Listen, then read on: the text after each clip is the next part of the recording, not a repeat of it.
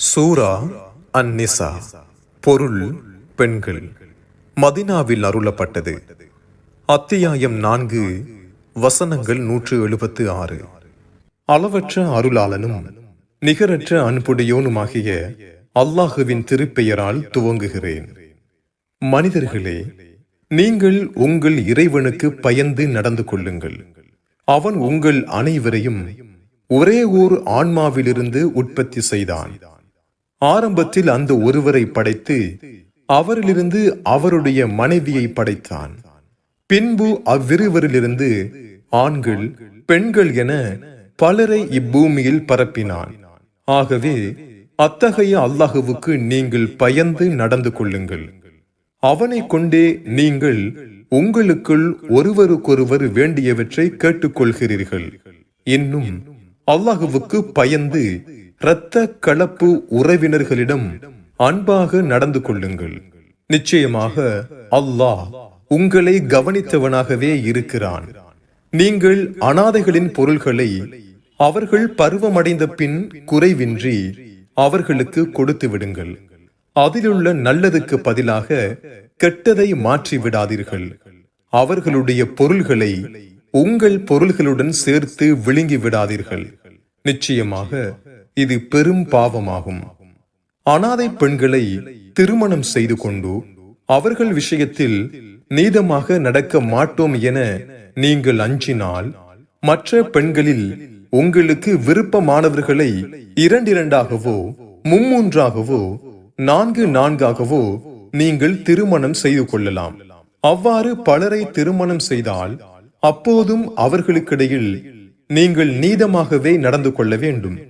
நீங்கள் நீதமாக நடக்க முடியாதென பயந்தால் ஒரு பெண்ணை மட்டும் திருமணம் செய்து கொள்ள வேண்டும். அல்லது நீங்கள் வாங்கிய அடிமை பெண்ணையே போதுமாக்கிக் கொள்ளுங்கள். நீங்கள் தவறு செய்யாமல் இருப்பதற்கு இதுவே சுலபமான வழியாகும். நீங்கள் திருமணம் செய்து கொண்ட பெண்களுக்கு அவர்களுடைய மகரை, திருமண கட்டணத்தை கண்ணியமான முறையில் கொடுத்து விடுங்கள். அதிலிருந்து ஒரு சிறிதை அவர்கள் தங்கள் மனமாற உங்களுக்கு விட்டு கொடுத்தால் அதை நீங்கள் மகிழ்ச்சியுடன் புசிக்கலாம். அனாதைகளின் பொருளுக்கு பொறுப்பாளரான நீங்கள் அந்த அனாதைகள் புத்தி குறைவானவர்களாயிருந்தால் வாழ்க்கைக்கே ஆதாரமாக அல்லாஹ் அமைத்திருக்கும் உங்களிடமுள்ள அவர்களின் பொருள்களை அவர்களிடம் ஒப்படைக்க வேண்டாம்.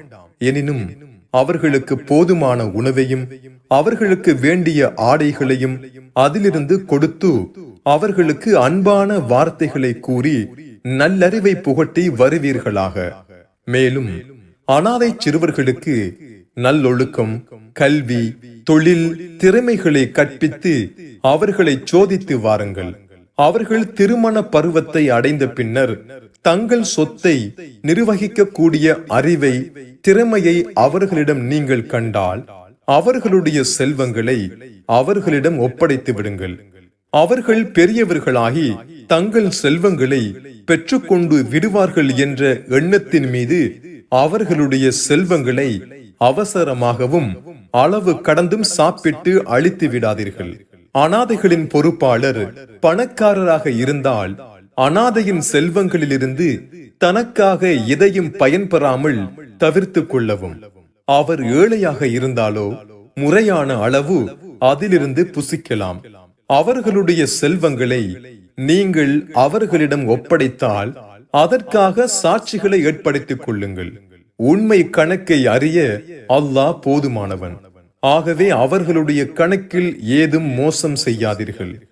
இறந்து போன தாயோ தந்தையோ உறவினர்களோ விட்டு போன பொருள்களில் அவை அதிகமாகவோ கொஞ்சமாகவோ இருந்த போதிலும் ஆண்களுக்கு பாகம் உண்டு. அவ்வாறே தாயோ தந்தையோ உறவினர்களோ விட்டு சென்ற பொருள்களில் அவை அதிகமாகவோ கொஞ்சமாகவோ இருந்த போதிலும் பெண்களுக்கும் பாகம் உண்டு. இது அல்லாஹுவினால் ஏற்படுத்தப்பட்ட பாகமாகும். பாக பிரிவினை செய்து கொள்ளும் இடத்திற்கு பங்குதாரர் அல்லாத உறவினர்களோ அனாதைகளோ ஏழைகளோ வந்துவிட்டால் அவர்களுக்கும் அதிலிருந்து ஏதும் கொடுத்து அவர்களுக்கு அன்பான வார்த்தைகளை கொண்டு ஆறுதல் கூறி அனுப்பிவிடுங்கள். எவர்கள் தாங்கள் மரணித்தால் தங்களுக்கு பின் உள்ள பலவீனமான தமது சந்ததிகளுக்கு என்ன நிலைமையாகும் என்று பயப்படுகிறார்களோ அதுபோன்று அவர்கள் பிற உறவினர்களின் அனாதைகளின் விஷயத்திலும் பயந்து கொள்ளட்டும். அவர்கள் அல்லாஹுவை அஞ்சிக் கொள்ளட்டும். மேலும் நேர்மையான வார்த்தையை சொல்லட்டும். எவர்கள் அனாதைகளின் பொருள்களை அநியாயமாக விழுங்குகிறார்களோ அவர்கள் தங்கள் வயிற்றில் நிச்சயமாக நெருப்பையே கொட்டிக் கொள்கிறார்கள். பின்னர் மறுமையில் கொழுந்து விட்டெறியும் நெருப்பில் புகுவார்கள். உங்கள் சந்ததியில் ஆணும் பெண்ணும் இருந்தால் ஓர் ஆணுக்கு இரு பெண்களுக்குரியது போன்ற பாகம் உண்டென்று அல்லாஹ் உங்களுக்கு உபதேசிக்கிறான். உங்கள் சந்ததிகளாகிய அவர்கள் ஆண் இன்றி பெண்களாகவே இருந்து அவர்கள் இருவராகவும் அல்லது இருவருக்கு அதிகமாகவும் இருந்தால் எத்தனை பேர்கள் இருந்த போதிலும் அவர் இறந்தவர் விட்டு சென்ற சொத்தில் 2/3 சமமாக அடைவார்கள். ஒரே ஒரு பெண்ணாக இருந்தால் அவளுக்கு இறந்தவர் விட்டு சென்ற பொருளில் பாதி உண்டு. உங்களில் இறந்தவருக்கு சந்ததியும் இருந்து தாய் தந்தையும் இருந்தால் தாய் தந்தை ஒவ்வொருவருக்கும் இறந்தவர் விட்டு சென்ற சொத்தில் 1/6 பாகம் உண்டு. இறந்தவருக்கு வாரிசு இல்லாமலிருந்து தாய் தந்தைகளே வாரிசுக்காரர்களானால் தாய்க்கு 1/3 பாகம்தான். மற்ற 2 பாகமும் தந்தையை சாரும். இத்தகைய நிலைமையில் இறந்தவருக்கு பல சகோதரர்கள் இருந்தால் தாய்க்கு 1/6 தான் மீதமுள்ளது தந்தையை சாரும். ஒரு சகோதரன் அல்லது ஒரு சகோதரி மட்டும் இருந்தால் தாய்க்கு 1/3 உண்டு. இவை அனைத்தும் வசியத் எனும் மரண சாசனத்தையும் கடனையும் நிறைவேற்றிய பின்னரே மீதமுள்ள சொத்தில் பங்கு பிரிக்க வேண்டும். உங்கள் தந்தைகளோ அல்லது உங்கள் சந்ததிகளோ இவர்களில் உங்களுக்கு பலனளிப்பதில் நெருங்கியவர்கள் யார் என்பதை நீங்கள் அறிய மாட்டீர்கள். ஆகவே இவை அல்லாஹுவினால் உங்கள் மீது விதிக்கப்பட்டுள்ளன. நிச்சயமாக அல்லாஹ் மிக அறிந்தவனாக ஞானமுடையவனாக இருக்கிறான். ஆகையால் அவன் விதித்தபடி பங்கிட்டுக் கொள்ளுங்கள். உங்கள் மனைவிகள் இறந்து அவர்களுக்கு பிள்ளைகளும் இல்லாவிட்டால் அவர்கள் விட்டு சென்ற சொத்தில் உங்களுக்கு பாதி உண்டு. அவர்களுக்கு பிள்ளைகள் இருந்தாலோ அவர்கள் விட்டு சென்றதில் உங்களுக்கு 1/4 பாகம்தான் கிடைக்கும். அதுவும் அவர்களுடைய மரண சாசனத்தையும் கடனையும் நிறைவேற்றிய பின்னரே. உங்களுக்கு பிள்ளைகள் இல்லாத நிலைமையில் நீங்கள் இறந்து விட்டாலோ உங்கள் மனைவிகளுக்கு நீங்கள் விட்டு சென்ற சொத்தில் 1/4 பாகம்தான் கிடைக்கும். உங்களுக்கு பிள்ளைகள் இருந்தாலோ நீங்கள் விட்டு சென்ற சொத்தில் 8/1 பாகம்தான் அவர்களுக்கு உண்டு. அதுவும் உங்கள் மரண சாசனத்தையும் கடனையும் நீங்கள் கொடுத்த பின்னரே. தந்தை, பாட்டன், பிள்ளை, பேரன் ஆகிய வாரிசுகள் இல்லாத ஓர் ஆணோ அல்லது ஒரு பெண்ணோ இறந்து அவர்களுக்கு ஒரே ஒரு சகோதரன் அல்லது ஒரே ஒரு சகோதரி இருந்தால் ஒவ்வொருவருக்கும் இறந்தவர் விட்டு சென்றதில் 1/6 பாகம் உண்டு. இதற்கு அதிகமாக, அதாவது ஒருவருக்கு மேற்பட்டு சகோதரனும் சகோதரியும் அல்லது 2 சகோதரர்கள் சகோதரிகள் இருந்தால் சொத்தில் 1/3 பாகத்தில் அவர்கள் அனைவரும் சமமான பங்குதாரர்கள். இதுவும் அவருடைய மரண சாசனம் கடன் ஆகியவற்றை கொடுத்த பின்னரே. எனினும் இந்த கடன் மற்றும் மரண சாசனத்தால் வாரிசுகளில் எவருக்கும் நஷ்டம் ஏற்படுத்தாதவராக இருக்க வேண்டும். இது அல்லாஹுவுடைய நல்லுபதேசமாகும். அல்லாஹ் மிக அறிந்தவன், பொறுமையுடையவன் ஆவான். இவை அல்லாஹுவின் சட்ட வரம்புகளாகும். எவர்கள் இவ்விஷயங்களில் அல்லாஹுவுக்கும் அவனுடைய தூதருக்கும் கீழ்ப்படிந்து நடக்கிறார்களோ அவர்களை அல்லாஹ் சொர்க்கங்களில் சேர்க்கிறான். அதில் நீரருவிகள் தொடர்ந்து ஓடிக்கொண்டிருக்கும். அதிலேயே அவர்கள் என்றென்றும் தங்கி விடுவார்கள். இதுதான் மகத்தான பெரும் வெற்றியாகும். எவன் இவ்விஷயங்களில் அல்லாஹுவுக்கும் அவனுடைய தூதருக்கும் மாறு செய்து அவன் ஏற்படுத்திய சட்ட வரம்புகளை மீறுகிறானோ அவனை நரகத்தில் புகுத்தி விடுவான். அதிலேயே அவன் என்றென்றும் தங்கிவிடுவான். இழிவுபடுத்தும் வேதனையும் அவனுக்கு உண்டு. உங்கள் பெண்களில் எவளேனும் விபச்சாரம் செய்துவிட்டதாக குற்றம் சாட்டப்பட்டால் அக்குற்றத்தை நிரூபிக்க அவளுக்காக உங்களில் 4 சாட்சிகளை அழையுங்கள். அவர்கள் அதை உண்மைப்படுத்தி சாட்சியம் கூறினால் மரணம் அவளுடைய காரியத்தை முடித்து விடும் வரை அல்லது அல்லாஹ் அவளுக்கு ஒரு வழியை ஏற்படுத்தும் வரை அவளை வீட்டினுள் தடுத்து வைக்கவும். உங்கள் ஆண்களில் இருவர் மானக்கேடான காரியத்தை செய்துவிட்டால் அவ்விருவரையும் நிந்தித்து அல்லது அடித்து துன்புறுத்துங்கள். அவ்விருவரும் தங்கள் குற்றத்திற்காக வருத்தப்பட்டு அதிலிருந்து விலகி ஒழுங்காக நடந்து கொண்டால் அவர்களை புறக்கணித்து விட்டுவிடுங்கள். நிச்சயமாக அல்லாஹ் மிக்க மன்னிப்பவனாக மகா கருணையாளனாக இருக்கிறான். எவர்கள் தங்கள் அறியாமையினால் பாவத்தை செய்து அதை பாவமென அறிந்து பின்னர் வருத்தப்பட்டு அதி சீக்கிரத்தில் அதிலிருந்து நீங்கி விடுகிறார்களோ அவர்களை மன்னிப்பதுதான் அல்லாஹுவின் மீது கடமையாகும். ஆகவே அல்லாஹ் அவர்களை மன்னித்து விடுகிறான். அல்லாஹ் நன்கறிந்தவனாக ஞானமுடையவனாக இருக்கிறான்.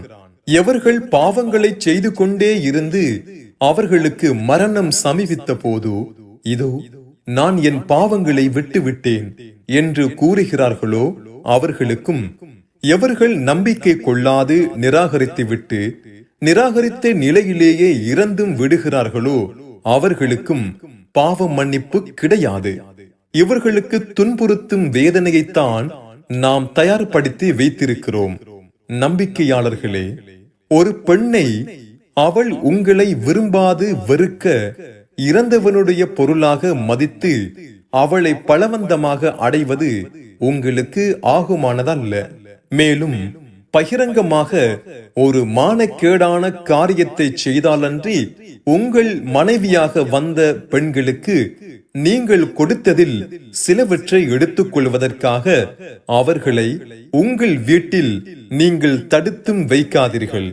மேலும் அவர்களுடன் கண்ணியமான முறையிலும் சகிப்பு தன்மையுடனும் நடந்து கொள்ளுங்கள். அவர்களை நீங்கள் வெறுத்த போதிலும் சரியே. ஏனென்றால் நீங்கள் வெறுக்கும் ஒன்றில் அல்லாஹ் பல நன்மைகளை வைத்திருக்கலாம். ஒரு மனைவியை நீக்கிவிட்டு அவளுக்கு பதிலாக மற்றொரு பெண்ணை மணந்து கொள்ள நீங்கள் கருதினால் நீக்கிவிட விரும்பும் அந்த முந்திய மனைவிக்கு நீங்கள் ஒரு பொற்குவியலை கொடுத்திருந்த போதிலும் அதிலிருந்து எதையும் நீங்கள் எடுத்துக் கொள்ளாதீர்கள். அபாண்டமாகவும் பகிரங்கமாகவும் ஒரு குற்றத்தை சுமத்தி அவளுக்கு நீங்கள் கொடுத்ததை நீங்கள் பறித்து கொள்ளலாமா? அதை நீங்கள் எவ்வாறு எடுத்துக் கொள்ளலாம்? உங்களிடமிருந்து அவள் உறுதியான வாக்குறுதியை பலரும் அறிய பெற்று உங்களில் ஒருவர் மற்றொருவருடன் சேர்ந்து கலந்து விட்டீர்களே. முன்னர் நடந்து போன சம்பவங்களை தவிர உங்கள் தந்தைகள் திருமணம் செய்து கொண்ட பெண்களில் எவரையும் அவர்கள் இறந்த பின்னர் இனி நீங்கள் திருமணம் செய்து கொள்ளாதீர்கள். நிச்சயமாக இது மானக்கேடானதாகவும் வெறுக்க கூடியதாகவும் தீய வழியாகவும் இருக்கிறது. உங்கள் தாய்மார்களும் உங்கள் பெண் பிள்ளைகளும் உங்கள் சகோதரிகளும் உங்கள் தந்தையின் சகோதரிகளும் உங்கள் தாயின் சகோதரிகளும் உங்கள் சகோதரனின் பெண் பிள்ளைகளும் உங்கள் சகோதரியின் பெண் பிள்ளைகளும் உங்களுக்கு பாலூட்டிய செவிலி தாய்மார்களும் பால்குடி சகோதரிகளும் உங்கள் மனைவியின் தாய்மார்களும் ஆகிய இவர்களை நீங்கள் திருமணம் செய்து கொள்வது உங்களுக்கு விளக்கப்பட்டுள்ளது. அவ்வாறே நீங்கள் ஒரு பெண்ணை திருமணம் செய்து அவளுடன் நீங்கள் வீடு கூடிவிட்டால் அவளுக்கு முந்திய கணவனால் பிறந்த மகளையும் நீங்கள் திருமணம் செய்வது கூடாது. அவளை திருமணம் செய்த பின்னர் அவளுடன் வீடு கூடாதிருந்தாலோ அவளை நீக்கிவிட்டு அவளுக்கு முந்திய கணவனால் பிறந்த மகளை திருமணம் செய்து கொள்வதில் உங்கள் மீது குற்றமில்லை. உங்களுக்கு பிறந்த ஆண் மக்களின் மனைவிகளையும் நீங்கள் திருமணம் செய்வது தடுக்கப்பட்டிருக்கிறது. இரு சகோதரிகளை ஒரே காலத்தில் மனைவிகளாக ஒன்று சேர்த்து வைப்பதும் கூடாது. இதற்கு முன்னர் நடந்து விட்டவற்றை தவிர அறியாத நிலைமையில் முன்னர் நீங்கள் செய்து விட்டதை அல்லாஹ் மன்னித்து விடுவான். ஏனெனில் நிச்சயமாக அல்லாஹ் மிக்க மன்னிப்பவனாக மிக கருணையுடையவனாக இருக்கிறான். கணவனுள்ள பெண்களையும் நீங்கள் திருமணம் செய்து கொள்வது விளக்கப்பட்டுள்ளது.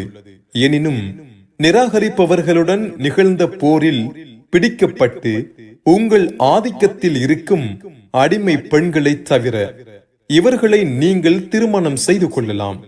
இவை உங்கள் மீது விதிக்கப்பட்ட அல்லாஹுவின் கட்டளையாகும். மேற்கூறப்பட்ட பெண்களை தவிர மற்ற பெண்களை உங்கள் செல்வங்களின் மூலம் திருமண கட்டணமாகிய மகரை கொடுத்து சட்ட ரீதியாக திருமணம் செய்ய தேடிக்கொள்வது உங்களுக்கு அனுமதிக்கப்பட்டுள்ளது. நீங்கள் பத்தினித்தனம் உள்ளவர்களாக இருக்க வேண்டும், விபச்சாரர்களாக இருக்கக்கூடாது. நீங்கள் திருமணம் செய்து கொண்ட பெண்களில் எவர்களோடு வீடு கூடிவிட்டீர்களோ அவர்களுக்கு குறிப்பிட்ட மகரை அவர்களிடம் குறைவின்றி கண்டிப்பாக நீங்கள் கொடுத்து விடுங்கள். எனினும் மகரை குறிப்பிட்டதன் பின்னர் அதை குறைக்கவோ கூட்டவோ நீங்கள் இருவரும் சம்மதப்பட்டால் அதனால் உங்கள் மீது ஒரு குற்றமில்லை. நிச்சயமாக அல்லாஹ் உங்கள் செயலை நன்கறிந்தவனாக ஞானமுடையவனாக இருக்கிறான்.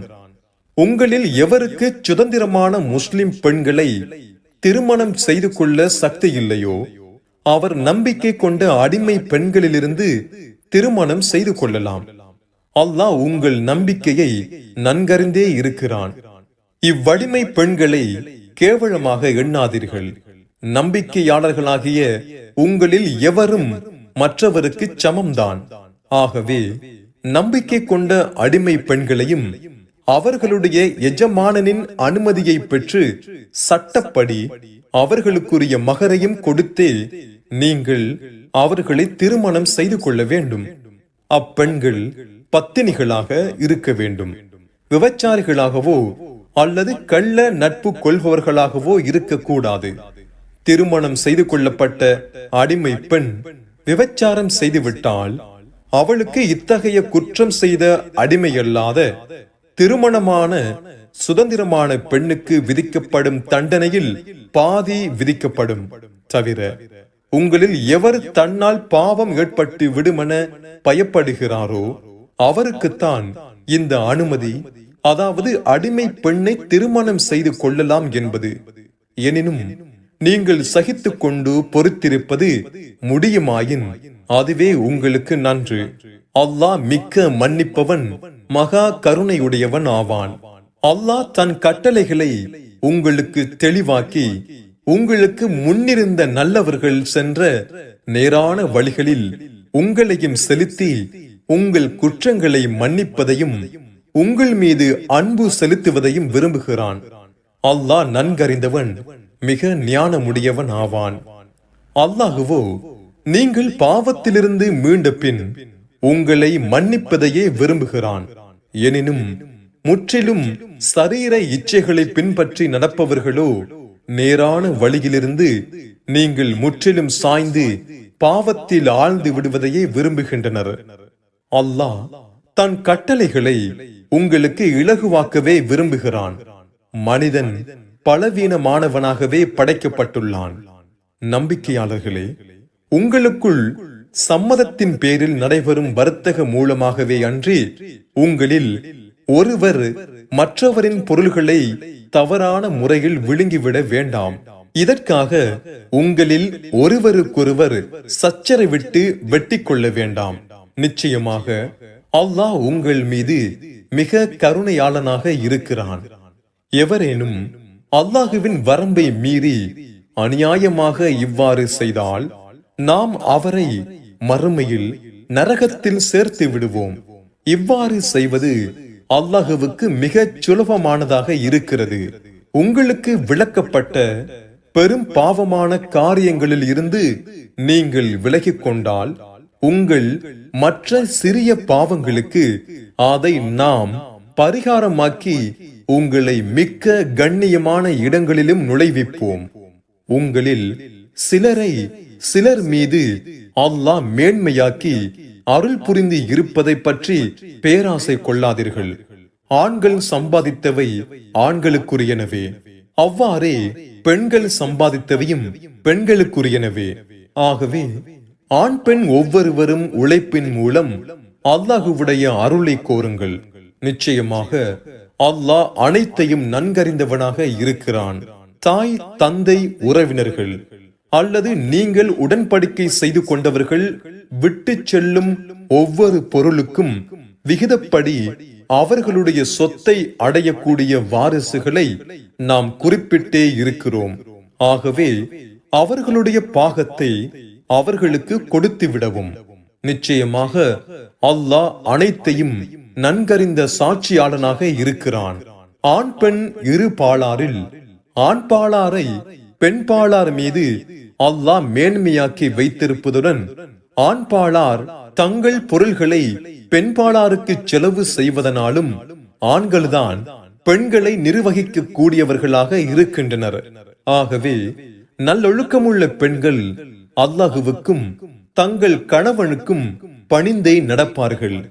தங்கள் கணவன் மறைவாக உள்ள சமயத்தில் அல்லாஹுவின் பாதுகாப்பை கொண்டு தங்களையும் கணவனின் மற்ற பொருள்களையும் பேணி காத்துக் கொள்வார்கள். எவளும் கணவனுக்கு மாறு செய்வாள் என்று நீங்கள் அஞ்சினால் அவளுக்கு நல்லுபதேசம் செய்யுங்கள். அவள் திருந்தாவிடில் படுக்கையிலிருந்து அவளை அப்புறப்படுத்தி வையுங்கள். அதிலும் அவள் திருந்தாவிட்டால் அவளை இலேசாக அடியுங்கள். அதனால் அவள் உங்களுக்கு கட்டுப்பட்டு விட்டால் அவள் மீது வேறு குற்றங்களை சுமத்த ஒரு வழியையும் தேடாதீர்கள். நிச்சயமாக அல்லாஹ் மிக மேலானவனாக மிக பெரியவனாக இருக்கிறான். கணவன் மனைவியாகிய இருவருக்குள் பிணக்கு ஏற்பட்டு பிரிவினை ஏற்பட்டு விடுமோ என்று நீங்கள் அஞ்சினால் அவனுடைய உறவினர்களில் ஒருவரையும் அவளுடைய உறவினர்களில் ஒருவரையும் நடுவர்களாக நீங்கள் ஏற்படுத்துங்கள். நடுவர்களாகிய அவ்விருவரும் சமாதானம் ஏற்படுத்த விரும்பினால் கணவன் மனைவி இவ்விருவரையும் அல்லாஹ் ஒற்றுமையாக்கி விடுவான். நிச்சயமாக அல்லாஹ் அனைவரையும் நன்கறிந்தவனாக நன்கு கவனிப்பவனாக இருக்கிறான். அல்லாஹ் ஒருவனையே வணங்குங்கள், அவனுக்கு எதையும் இணையாக்காதீர்கள். தாய் தந்தைக்கு நன்றி செய்யுங்கள். அவ்வாறே உறவினர்களுக்கும் அனாதைகளுக்கும் ஏழைகளுக்கும் அண்டை வீட்டிலுள்ள உறவினர்களுக்கும் அந்நிய அண்டை வீட்டாருக்கும் எப்பொழுதும் உங்களுடன் இருக்கக்கூடிய நண்பர்களுக்கும் பயணிகளுக்கும் உங்களிடம் உள்ள அடிமைகளுக்கும் அன்புடன் நன்றி செய்யுங்கள். எவன் கர்வம் கொண்டவனாக பெருமை அடிப்பவனாக இருக்கிறானோ அவனை நிச்சயமாக அல்லாஹ் நேசிப்பதில்லை. அவர்கள் தாங்கள் கஞ்சத்தனம் செய்வதுடன் மற்ற மனிதர்களையும் கஞ்சத்தனம் செய்யும்படி தூண்டி அல்லாஹ் தன் அருளால் அவர்களுக்கு கொடுத்ததையும் பிறருக்கு கொடுக்காமல் மறைத்துக் கொள்கிறார்கள். அந்த நன்றி கெட்டோருக்கு இழிவுபடுத்தும் வேதனையையே நாம் தயார்படுத்தி வைத்திருக்கிறோம். எவர்கள் மனிதர்களுக்கு காண்பிப்பதற்காகவே பெருமைக்காக தங்கள் பொருள்களை செலவு செய்வதுடன் அல்லாஹுவையும் இறுதி நாளையும் நம்பிக்கை கொள்ளாதிருக்கின்றனரோ அவர்களுக்கு ஷைத்தான் தான் நண்பன். ஆகவே எவனுக்கு ஷைத்தான் நண்பனாக இருக்கிறானோ அவன் நண்பர்களிலெல்லாம் மிக கெட்டவனாவான். அல்லாஹுவையும் இறுதி நாளையும் நம்பிக்கை கொண்டு அல்லாஹ் இவர்களுக்கு அளித்தவற்றையும் தானம் செய்து வந்தால் அதனால் இவர்களுக்கு என்னதான் நஷ்டம் ஏற்பட்டு விடும்? அல்லாஹ் இவர்களை நன்கறிந்தவனாக இருக்கிறான். நிச்சயமாக அல்லாஹ் யாருக்கும் அவர்களுடைய பாவத்திற்கு அதிகமான தண்டனையை கொடுத்து ஒரு அணுவளவும் அநியாயம் செய்வதில்லை. ஆயினும் ஓர் அணுவளவு நன்மை இருந்தால் கூட அதை இரட்டிப்பாக்கி தன் அருளால் மேலும் அதற்கு மகத்தான கூலியை கொடுக்கிறான். நபியே, ஒவ்வொரு சமூகத்தினரும் தங்கள் சாட்சிகளாகிய தங்கள் நபிமார்களுடன் நம்மிடம் வரும் சமயத்தில் உம்மை இவர்கள் அனைவருக்கும் சாட்சியாக நாம் கொண்டு வந்தால் உம்மை நிராகரித்த இவர்களுடைய நிலைமை எப்படி இருக்கும்? இவ்வாறு அல்லாஹுவை நிராகரித்து அல்லாஹுவுடைய தூதருக்கு மாறு செய்தவர்கள் பூமி தங்களை ஜீரணித்து விட வேண்டுமே என்று அந்நாளில் விரும்புவார்கள். இவர்கள் அல்லாஹுவிடத்தில் ஒரு விஷயத்தையும் மறைத்துவிட முடியாது. நம்பிக்கையாளர்களே, நீங்கள் கூறுவது இன்னதென்று நீங்கள் அறிந்து கொள்ள முடியாதவாறு நீங்கள் போதையாயிருக்கும் சமயத்தில் தொழுகைக்கு செல்லாதீர்கள். தவிர நீங்கள் முழுக்காயிருந்தால் குளிக்கும் வரையிலும் தொழுகைக்கு செல்லாதீர்கள். ஆயினும் பிரயாணத்தில் இருந்தாலே தவிர. ஆகவே நீங்கள் நோயாளிகளாகவோ பிரயாணத்திலோ மலஜல உபாதை கழித்தோ பெண்களை தீண்டி சேர்ந்து இருந்தோ பிறகு சுத்தம் செய்து கொள்ள நீங்கள் தண்ணீரையும் பெற்றுக் கொள்ளாத சமயத்தில் தொழுகையின் நேரம் வந்து விடுமேயானால் அதற்காக நீங்கள் தொழுகையை பிற்படுத்த வேண்டியதில்லை. சுத்தமான மண்ணை தொட்டு உங்கள் முகங்களையும் உங்கள் கைகளையும் துடைத்து தயமும் செய்து கொள்ளுங்கள். பிறகு தொழுங்கள். நிச்சயமாக அல்லாஹ் பிழை பொறுப்பவனாக குற்றங்களை மன்னிப்பவனாக இருக்கிறான். நபியே, வேதத்தில் ஒரு பாகம் கொடுக்கப்பட்டவர்களை நீங்கள் கவனிக்கவில்லையா? அவர்கள் வழிகேட்டை விலைக்கு வாங்கி கொண்டதுடன் நீங்களும் வழிகட்டுவிட வேண்டும் என்றே விரும்புகின்றனர். உங்கள் இந்த எதிரிகளை அல்லாஹ் மிக அறிவான். உங்களை காப்பதற்கு அல்லாஹ் போதுமானவன். உங்களுக்கு உதவி செய்யவும் அல்லாஹ் போதுமானவன்.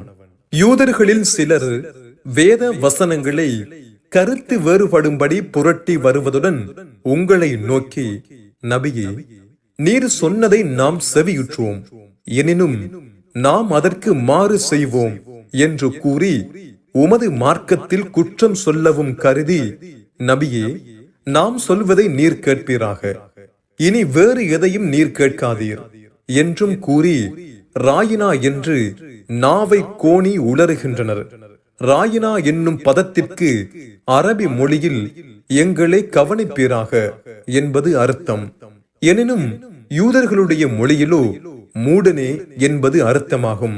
எனினும் அவர்கள் உம்மை நோக்கி, நபியே, நீர் சொன்னதற்கு நாம் செவிசாய்த்தோம், உமக்கு நாம் கட்டுப்பட்டோம், நாம் சொல்வதை நீர் கேட்பீராக என்று கூறி ராயினா எனும் பதத்திற்கு பதிலாக உன்லுர்னா, எங்களை அன்பாக நோக்குவீராக என்றும் கூறியிருந்தால் அது அவர்களுக்கே மிக நன்றாகவும் நேர்மையானதாகவும் இருந்திருக்கும். எனினும் அவர்களுடைய நிராகரிப்பின் காரணமாக அல்லாஹ் அவர்களை சவித்து விட்டான். ஆதலால் அவர்களில் சிலரை தவிர பெரும்பாலானவர்கள் நம்பிக்கை கொள்ளவே மாட்டார்கள். வேதம் கொடுக்கப்பட்டவர்களே, நாம் இறக்கிய இவ்வேதத்தை நம்பிக்கை கொள்ளுங்கள். இதுவோ உங்களிடம் உள்ள வேதத்தையும் உண்மையாக்கி வைக்கிறது. இன்றேல் உங்கள் முகங்களை மாற்றி அதை பின்புறமாக திருப்பி விடுவோம். அல்லது சனிக்கிழமைகளில் வரம்பு மீறியவர்களான அஸ்ஹாபு சப்தை நாம் சபித்தவாறு உங்களையும் நாம் சபித்து விடுவோம். அல்லாஹ்வுடைய கட்டளை நடைபெற்றே தீரும். நிச்சயமாக அல்லாஹ் தனக்கு இணை வைக்கப்படுவதை மன்னிக்கவே மாட்டான். இதை தவிர மற்ற எதையும் தான் நாடியவர்களுக்கு மன்னிப்பான். எவர்கள் அல்லாஹுவுக்கு இணை வைக்கிறார்களோ அவர்கள் நிச்சயமாக மிக பெரும் பாவத்தையே கற்பனை செய்கிறார்கள். நபியே, பரிசுத்தவான்கள் என்று எவர்கள் தம்மை தாமே பரிசுத்தப்படுத்திக் கொள்கிறார்களோ அவர்களை நீர் கவனிக்கவில்லையா? அவர்கள் கூறுவது சரியன்று. அல்லாஹ் தான் விரும்பிய நல்லவர்களைத்தான் பரிசுத்தமாக்கி வைப்பான். இவ்விஷயத்தில் எவரும் ஓர் அணுவளவும் அநீதி செய்யப்பட மாட்டார்கள். நபியே, அல்லாஹுவுக்கு இணை உண்டென்று எவ்வாறு அவர்கள் அபாண்டமான பொய்யை கற்பனை செய்கின்றனர் என்பதை நீர் கவனிப்பீராக. பகிரங்கமான பாவத்திற்கே இதுவே போதுமான உதாரணமாக இருக்கிறது. நபியே, வேதத்தில் ஒரு பாகம் கொடுக்கப்பட்டவர்களை நீர் பார்க்கவில்லையா? அவர்கள் சிலைகளையும் ஷைத்தான்களையும் நம்பிக்கை கொண்டு மற்ற நிராகரிப்பவர்களை சுட்டி காண்பித்து இவர்கள்தான் உண்மை நம்பிக்கையாளர்களை விட மிகவும் நேரான பாதையில் இருக்கின்றனர் என்று கூறுகின்றனர். இவர்களைத்தான் அல்லாஹ் சபிக்கிறான். எவர்களை அல்லாஹ் சபித்து விடுகிறானோ அவர்களுக்கு உதவி செய்யும் ஒருவரையும் நீர் காண மாட்டீர். இவர்களுக்கு இவ்வுலக ஆட்சியில் சொற்ப பங்காவது இருக்கிறதா? அவ்வாறிருந்தால் மனிதர்களுக்கு ஓர் எள்ளளவும் கொடுக்க மாட்டார்கள். அல்லாஹ் மனிதர்களில் சிலருக்கு தன் அருளை வழங்கியுள்ளதை பற்றி இவர்கள் பொறாமை கொள்கின்றார்களா? நிச்சயமாக நாம் இப்ராஹிமுடைய சந்ததிகளுக்கு வேதத்தையும் ஞானத்தையும் கொடுத்து அத்துடன் மாபெரும் அரசாங்கத்தையும் அவர்களுக்கு கொடுத்தோம். அவ்வாறிருந்தும் அவர்களில் சிலர்தான் அவ்வேதத்தை நம்பிக்கை கொண்டார்கள். மற்றவர்கள் அதை நிராகரித்து விட்டார்கள். நிராகரித்த அவர்களுக்கு கொழுந்து விட்டெறியும் நரகமே தகுமான கூலியாகும். எவர்கள் நம் இவ்வேத வசனங்களை நிராகரிக்கிறார்களோ அவர்களை நிச்சயமாக நாம் மறுமையில் நரகத்தில் சேர்த்து விடுவோம். அவர்கள் வேதனையை தொடர்ந்து அனுபவிப்பதற்காக அவர்களுடைய தோள்கள் கருகி விடும் போதெல்லாம் வேறு புதிய தோள்களை மாற்றிக்கொண்டே இருப்போம். நிச்சயமாக அல்லாஹ் மிகைத்தவனாக ஞானமுடையவனாக இருக்கிறான். அவர்களில் எவர்கள் மெய்யாகவே நம்பிக்கை கொண்டு நன்மைகளை செய்கிறார்களோ அவர்களை சொர்க்கங்களில் புகுத்துவோம். அதில் தொடர்ந்து நீரருவிகள் ஓடிக்கொண்டே இருக்கும். அவர்கள் அதில் என்றென்றுமே தங்கி விடுவார்கள். பரிசுத்தமான மனைவிகளும் அங்கு அவர்களுக்கு உண்டு. அடர்ந்த நீங்காத நிழலிலும் அவர்களை நாம் அமர்த்துவோம். நம்பிக்கையாளர்களே, உங்களிடம் நம்பி ஒப்படைக்கப்பட்ட அமானித பொருள்களை அதன் உரிமையாளர்களிடம் நீங்கள் ஒப்படைத்து விடும்படியும் மனிதர்களுக்கிடையில் நீங்கள் தீர்ப்பு கூறினால் பாரபட்சமின்றி நீதமாகவே தீர்ப்பளிக்கும்படியும் நிச்சயமாக அல்லாஹ் உங்களுக்கு கட்டளையிடுகிறான். உங்களுக்கு அல்லாஹ் செய்யும் இவ்வுபதேசம் மெய்யாகவே எவ்வளவு சிறந்தது! நிச்சயமாக அல்லாஹ் செவியுறுபவனாக உற்று நோக்குபவனாக இருக்கிறான். நம்பிக்கையாளர்களே, நீங்கள் அல்லாஹுவுக்கு கட்டுப்பட்டு நடங்கள். அவ்வாறே அல்லாஹுவுடைய தூதருக்கும் உங்கள் அதிபர்களுக்கும் கட்டுப்பட்டு நடங்கள்.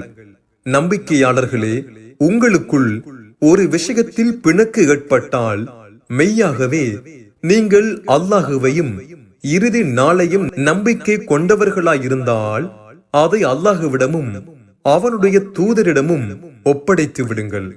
அவர்களுடைய தீர்ப்பை நீங்கள் மன திருப்தியுடன் ஒப்புக்கொள்ளுங்கள். இதுதான் உங்களுக்கு நன்மையும் அழகான முடிவும் ஆகும். நபியே, உம்மீது இறக்கப்பட்ட இவ்வேதத்தையும் உமக்கு முன்னர் இறக்கப்பட்டுள்ள வேதங்கள் யாவற்றையும் நிச்சயமாக தாங்கள் நம்பிக்கை கொண்டிருப்பதாக எவர்கள் சாதிக்கின்றனரோ அவர்களை நீர் பார்க்கவில்லையா?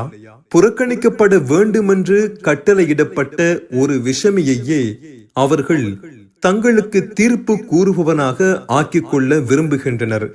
விஷமியாகிய அந்த ஷைத்தானோ அவர்களை வெகு தூரமான வழிகேட்டில் செலுத்தவே விரும்புகிறான்.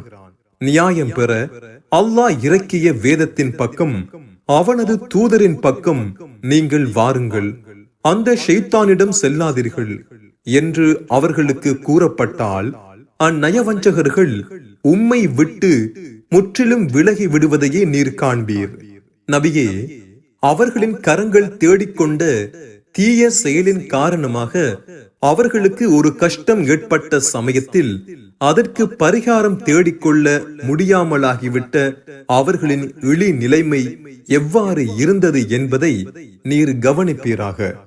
பின்னர் அவர்கள் உம்மிடமே வந்து அந்த ஷைத்தானிடம் நாங்கள் சென்றதெல்லாம் நன்மையையும் ஒற்றுமையையும் விரும்பியே தவிர வேறொன்றையும் நாங்கள் விரும்பவில்லை என்று அல்லாஹுவின் பெயரால் சத்தியம் செய்கின்றனர். இவர்களின் உள்ளங்களில் இருப்பவற்றை அல்லாஹ் நன்கறிந்தே இருக்கிறான். ஆகவே நபியே, நீர் அவர்களின் குற்றங்களை புறக்கணித்து அவர்களுக்கு நல்லுபதேசம் செய்வீராக. மேலும் அவர்களிடம் உள்ள கெடுதல்களை அவர்களுக்கு மனதில் படும்படி தெளிவாக எடுத்து கூறுவீராக. அல்லாஹுவுடைய அனுமதி கொண்டு மக்கள் அவருக்கு கீழ்ப்படிந்து நடக்க வேண்டும் என்பதற்காகவே தவிர வேறு எதற்காகவும் நாம் எந்த தூதரையும் அனுப்பவில்லை. ஆகவே அவர்களில் எவரும் இதற்கு மாறு செய்து தமக்கு தாமே தீங்களித்துக் கொண்ட சமயத்திலும் நபியே, உம்மிடம் வந்து அல்லாஹுவிடம் தங்கள் பாவ மன்னிப்பை கோரினால், அத்துடன் அவர்களுக்காக அல்லாஹுவுடைய தூதராகிய நீரும் பாவ மன்னிப்பு கோரினால், பிழை பொறுத்தலை அங்கீகரிப்பவனாக மிக கருணையாளனாக அவர்கள் அல்லாஹுவை காண்பார்கள். உமது இறைவன் மீது சத்தியமாக அவர்கள் தங்களுக்குள் ஏற்பட்ட சச்சரவில் உம்மை நீதிபதியாக நியமித்து நீர் செய்யும் தீர்ப்பை தங்கள் மனதில் எத்தகைய அதிருப்தியுமின்றி முற்றிலுமாக ஏற்காதவரை அவர்கள் உண்மை நம்பிக்கையாளர்களாக ஆக மாட்டார்கள். நாம் அவர்களை நோக்கி, நிராகரிக்கும் உங்கள் மக்களை நீங்கள் வெட்டுங்கள் அல்லது உங்கள் இல்லங்களை விட்டு வேறு நாட்டுக்கு புறப்பட்டு விடுங்கள் என்று கட்டளையிட்டிருந்தால், அவர்களில் சிலரை தவிர பெரும்பான்மையினர் இவ்வாறு செய்யவே மாட்டார்கள். எனினும் அனைவரும் தங்களுக்கு அறிவுறுத்தியபடி செய்திருப்பார்களேயானால் அது அவர்களுக்கே மிக்க நன்றாய் இருந்திருக்கும். மேலும் நம்பிக்கையில் அவர்களை மிக உறுதிப்படுத்தியும் இருக்கும். அது சமயம் அவர்களுக்கு நம்மிடமிருந்து மேலும் மகத்தான கூலியை நிச்சயமாக நாம் கொடுத்திருப்போம். மேலும் அவர்களை நாம் நேரான வழியில் செலுத்தியிருப்போம்.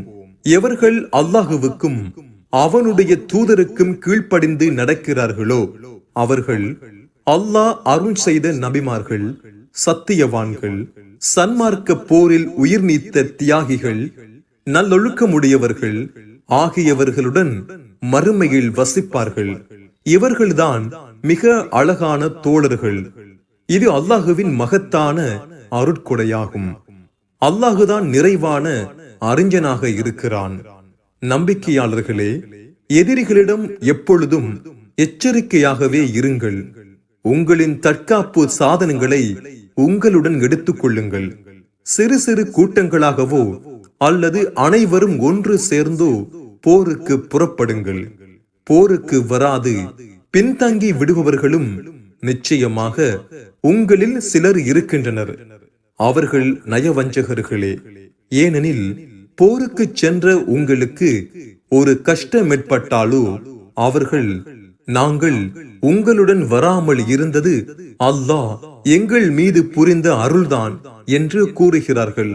அல்லாஹுவுடைய அருள் உங்களுக்கு கிடைத்தாலோ நானும் உங்களுடன் இருந்திருக்க வேண்டாமா? அவ்வாறு இருந்திருந்தால் பெரும் பாக்கியத்தை நானும் அடைந்திருப்பேனே என்று உங்களுடன் நட்பும் நேசமும் இல்லாதவர்கள் கூறுவதைப் போல் அவர்கள் கூறுகின்றனர். மறுமை வாழ்க்கைக்காக இவ்வுலக வாழ்க்கையை துறப்பவர்கள் அல்லாஹுவின் பாதையில் போர் செய்யட்டும்.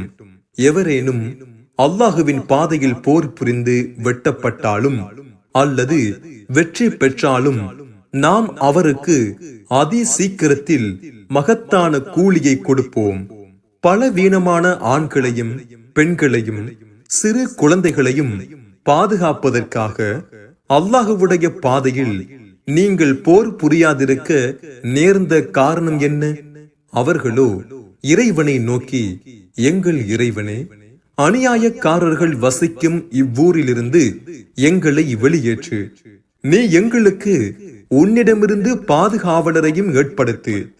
நீ எங்களுக்கு உன்னிடமிருந்து உதவி செய்பவரையும் ஏற்படுத்து என்று பிரார்த்தனை செய்த வண்ணமாய் இருக்கின்றனர். ஆகவே இத்தகைய சமயத்தில் உண்மை நம்பிக்கையாளர்கள் அல்லாஹுவின் வழியில் அவசியம் போர் புரிவார்கள். நிராகரிப்பவர்களோ இவர்களுக்கு எதிராக ஷைத்தானுடைய வழியில்தான் போர் புரிவார்கள். ஆகவே ஷைத்தானுடைய நண்பர்களிடம் நீங்கள் போர் புரியுங்கள். அவர்களின் எண்ணிக்கையை பார்த்து தயங்கி விடாதீர்கள். நிச்சயமாக ஷைத்தானுடைய சூழ்ச்சி மிகவும் பலவீனமானதாகவே இருக்கிறது. உங்கள் கைகளை தற்சமயம் போர் புரியாது தடுத்துக் கொள்ளவும், தொழுகையை உறுதியாக கடைபிடிக்கவும், ஜகாத்தையும் கொடுத்து வரவும் என்று எவர்களுக்கு கூறப்பட்டதோ அவர்களை நீர் பார்க்கவில்லையா? போர் புரிய அவர்களுக்கு கட்டளையிடப்பட்ட பொழுது அவர்களில் ஒரு பிரிவினரோ அல்லாஹுவுக்கு பயப்படுவதைப் போல் அல்லது அதைவிட அதிகமாகவே மனிதர்களுக்கு பயந்து, எங்கள் இறைவனே, ஏன் எங்கள் மீது போரை கடமையாக்கினாய்? இன்னும் சிறிது காலத்திற்கு இதை பிற்படுத்த வேண்டாமா என்று கூற ஆரம்பித்து விட்டார்கள். இதற்கு நபியே நீர் கூறுவீராக, இவ்வுலக வாழ்க்கை வெகு அற்பமானதே. எவன் அல்லாஹுவுக்கு பயந்து நடக்கிறானோ அவனுக்கு மறுமையின் வாழ்க்கைதான் மிக மேலானது. உங்கள் நன்மையை குறைத்தோ பாவத்தை கூட்டியோ நீங்கள் ஒரு நூலளவும் அநியாயம் செய்யப்பட மாட்டீர்கள். நீங்கள் எங்கிருந்த போதிலும் மரணம் உங்களை அடைந்தே தீரும். மிக பலமான உயர்ந்த கோட்டை கொத்தளத்தின் மீது நீங்கள் இருந்த போதிலும் சரியே. நபியே, உமது கட்டளைப்படி போருக்கு சென்ற அவர்களை ஒரு நன்மை அடையும் பட்சத்தில் இது அல்லாஹுவிடமிருந்து எங்களுக்கு கிடைத்தது என கூறுகின்றனர். அவர்களுக்கு ஒரு தீங்கு ஏற்பட்டு விட்டாலோ நபியே, இது உம்மால் தான் எங்களுக்கு ஏற்பட்டது என கூறுகின்றனர். ஆகவே நீர் கூறுவீராக, நானாக என் இஷ்டப்படி உங்களுக்கு கட்டளையிடவில்லை. அல்லாஹ் அறிவித்தபடியே நான் உங்களுக்கு கட்டளையிட்டேன்.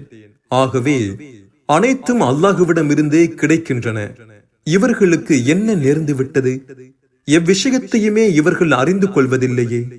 மேலும் இவ்வாறு கூறுகின்றவனை நோக்கி, உனக்கு ஒரு நன்மை ஏற்பட்டால் அது அல்லாஹுவினால் ஏற்பட்டது என்றும், உனக்கு ஒரு தீங்கு ஏற்பட்டால் அது நீ இழைத்த குற்றத்தின் காரணமாக உன்னால் தான் வந்தது என்றும் கூறுவீராக.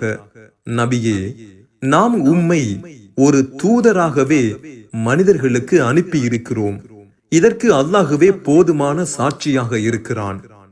எவர் அல்லாஹுவுடைய தூதருக்கு முற்றிலும் கட்டுப்பட்டு நடக்கிறாரோ அவர்தான் நிச்சயமாக அல்லாஹுவுக்கே கட்டுப்பட்டார். ஆகவே நபியே, உம்மை எவர்களும் புறக்கணித்தால் அதற்காக நீர் கவலைப்பட வேண்டாம். அவர்களை கண்காணிப்பவராக உம்மை நாம் அனுப்பவில்லை. நபியே, உமக்கு நாம் முற்றிலும் கட்டுப்பட்டோம் என அவர்கள் தங்கள் வாயால் கூறுகின்றனர். எனினும் அவர்கள் உமது சமூகத்தில் இருந்து சென்று விட்டாலோ அவர்களில் ஒரு கூட்டத்தினர் தங்கள் வாயால் கூறியதற்கு மாறாக இரவெல்லாம் சதி ஆலோசனை செய்து கொண்டே இருக்கின்றனர். அவர்கள் இரவெல்லாம் சதி ஆலோசனை செய்பவற்றை அல்லாஹ் பதிவு செய்து கொள்கிறான். ஆதலால் நீர் அவர்களை புறக்கணித்து அல்லாஹுவையே நம்புவீராக. உங்களுக்கு பொறுப்பேற்க அல்லாஹுவே போதுமானவன். இந்த குர்ஆனை அவர்கள் ஆழ்ந்து கவனிக்க வேண்டாமா? இது அல்லாஹ் அல்லாதவரிடமிருந்து வந்திருந்தால் இதில் பல தவறுகளையும் முரண்பாடுகளையும் அவர்கள் கண்டிருப்பார்கள். பயத்தையோ பொதுமக்களின் பாதுகாப்பையோ பற்றிய ஒரு செய்தி அவர்களுக்கு எட்டினால் உடனே அதை வெளியில் கூற ஆரம்பித்து விடுகின்றனர். அவ்வாறு செய்யாது அதை அல்லாஹுவுடைய தூதரிடமும் தங்கள் அதிகாரிகளிடமும் மட்டும் தெரிவித்தால் அவர்களில் ஊகிக்கக்கூடிய ஆராயக்கூடிய அவர்கள் உண்மையை நன்கறிந்து தக்க நடவடிக்கைகளை எடுத்துக் கொள்வார்கள்.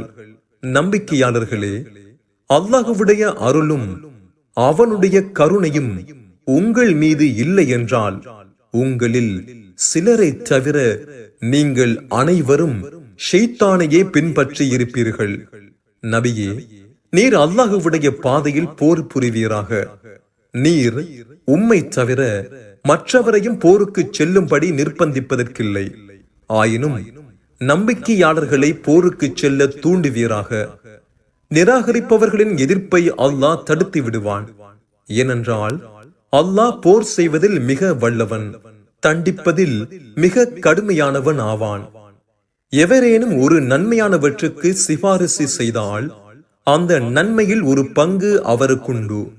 அவ்வாறே ஒரு தீய விஷயத்திற்கு யாரும் சிபாரிசு செய்தால் அத்தீமையில் இருந்தும் அவருக்கு ஒரு பாகம் உண்டு. அல்லாஹ் அனைத்தையும் முறைப்படி கவனிப்பவனாக இருக்கிறான். எவரேனும் உங்களுக்கு சலாம் கூறினால் அதற்கு பிரதியாக அதைவிட அழகான வாக்கியத்தை கூறுங்கள், அல்லது அதையே திருப்பி கூறுங்கள். நிச்சயமாக அல்லாஹ் அனைத்தையும் கணக்கெடுப்பவனாக இருக்கிறான். அல்லாஹுவை தவிர வணக்கத்திற்குரியவன் அறவே இல்லை. அவன் நிச்சயமாக உங்கள் அனைவரையும் மறுமை நாளில் ஒன்று சேர்ப்பான். இதில் சந்தேகமே இல்லை. அல்லாஹுவை விட உண்மை சொல்பவர் யார்? நம்பிக்கையாளர்களே, நயவஞ்சகர்களை பற்றி நீங்கள் ஏன் இருவகை கருத்து கொள்கிறீர்கள்? அவர்கள் செய்த தீங்கின் காரணமாக அல்லாஹ் அவர்களை தலை குனியும்படி செய்தான். எவர்களை அல்லாஹ் தவறான வழியில் செல்ல விட்டு விட்டானோ அவர்களை நீங்கள் நேரான வழியில் செலுத்த விரும்புகிறீர்களோ அது முடியாத காரியம். ஏனென்றால் நபியே, எவரை அல்லாஹ் வழி தவற விட்டு விட்டானோ அவருக்கு மீட்சி பெற்று தர ஒரு வழியையும் நீர் காண மாட்டீர். நம்பிக்கையாளர்களே, அவர்கள் நிராகரிப்பவர்களாகி விட்டபடியே நீங்களும் நிராகரிப்பவர்களாகி அவர்களுக்கு சமமாகி விடுவதை அவர்கள் விரும்புகிறார்கள். ஆகவே தங்கள் இல்லங்களை விட்டு அல்லாஹுவுடைய பாதையில் அவர்கள் வெளியே புறப்படும் வரை நீங்கள் அவர்களை நண்பர்களாக எடுத்துக்கொள்ள வேண்டாம். இல்லங்களை விட்டு வெளியேற வேண்டுமென்ற கட்டளையை அவர்கள் புறக்கணித்து விட்டால் கண்ட இடமெல்லாம் அவர்களை கைதியாக பிடித்துக் கொள்ளுங்கள். கைதியாகாது தப்ப முயற்சிப்பவரை கொள்ளுங்கள். தவிர அவர்களில் எவரையுமே உங்களுக்கு நண்பர்களாகவும் உதவியாளர்களாகவும் எடுத்துக் கொள்ளாதீர்கள். ஆயினும் உங்களுடன் சமாதான உடன்படிக்கை செய்து கொண்டவர்களிடம் சென்று விட்டவர்களையும் உங்களை எதிர்த்து போர் புரிய மனம் ஒப்பாது உங்கள் எதிரிகளை விட்டு பிரிந்து உங்களிடம் வந்தவர்களையும் தங்கள் இனத்தாரை எதிர்த்து சண்டை செய்ய மனம் ஒப்பாது உங்களிடமிருந்து பிரிந்தவர்களையும் வெட்டாதீர்கள், சிறை பிடிக்காதீர்கள். ஏனென்றால் அல்லாஹ் நாடினால் உங்களை அவர்கள் வெற்றி கொண்டு அவர்கள் உங்களை வெட்டும்படி செய்திருப்பான். ஆகவே இவர்கள் உங்களுடன் போர் புரியாது விலகி இருந்து சமாதானத்தை கோரினால் அதை ஏற்றுக்கொள்ளுங்கள்.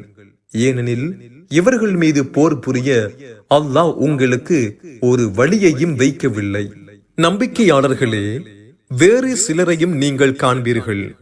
அவர்கள் உங்களிடம் பாதுகாப்பு பெற்றுக் கொள்வதுடன் உங்கள் எதிரிகளாகிய தங்கள் இனத்தாரிடமும் பாதுகாப்பு பெற்றிருக்க விரும்புவார்கள். எனினும் விஷமத்திற்கு இவர்கள் அழைக்கப்பட்டால் அதில் கண்மூடி முகங்குப்புற விழுந்து விடுவார்கள். இவர்கள் உங்களை எதிர்ப்பதிலிருந்து விலகாமலும் உங்களிடம் சமாதானத்தை கோராமலும் தங்கள் கைகளை உங்களுக்கு தீங்கிழைப்பதிலிருந்து தடுத்துக் கொள்ளாமலும் இருந்தால் தங்கள் கைகளை உங்களுக்கு தீங்கிழைப்பதிலிருந்து தடுத்துக் கொள்ளாமலும் இருந்தால் இவர்களை நீங்கள் கண்ட இடமெல்லாம் சிறைப்பிடியுங்கள். தப்பி ஓடுகிறவர்களை வெட்டி சாயுங்கள். இவர்களிடம் போர் புரிய உங்களுக்கு தெளிவான அனுமதி கொடுத்து விட்டோம். தவறுதலாகவே தவிர ஓர் இறை நம்பிக்கையாளரை மூமினை கொலை செய்வது வேறு எந்த இறை நம்பிக்கையாளருக்கும் ஆகுமானதல்ல. உங்களில் எவரேனும் ஓர் இறை நம்பிக்கையாளரை தவறுதலாக கொலை செய்துவிட்டால் அதற்கு பரிகாரமாக இறை நம்பிக்கையாளராகிய ஓர் அடிமையை விடுதலை செய்ய வேண்டும். அத்துடன் இறந்தவருடைய வாரிசுகள் மன்னித்து தானமாக விட்டாலே தவிர அதற்குரிய நஷ்ட ஈட்டையும் அவர்களிடம் செலுத்த வேண்டும். இறந்த அவன் உங்கள் எதிரி இனத்தவனாக இருந்து நம்பிக்கையாளராகவும் இருந்தால் நம்பிக்கையாளராகிய ஓர் அடிமையை விடுதலை செய்தால் போதும். நஷ்ட ஈடு கொடுக்க வேண்டியதில்லை. இறந்த அவன் உங்களுடன் உடன்படிக்கை செய்து கொண்ட வகுப்பாரில் உள்ளவனாக இருந்தால் அவனுடைய வாரிசுகளுக்கு நஷ்ட ஈட்டை செலுத்துவதுடன் நம்பிக்கையாளரான ஓர் அடிமையை விடுதலை செய்ய வேண்டும்.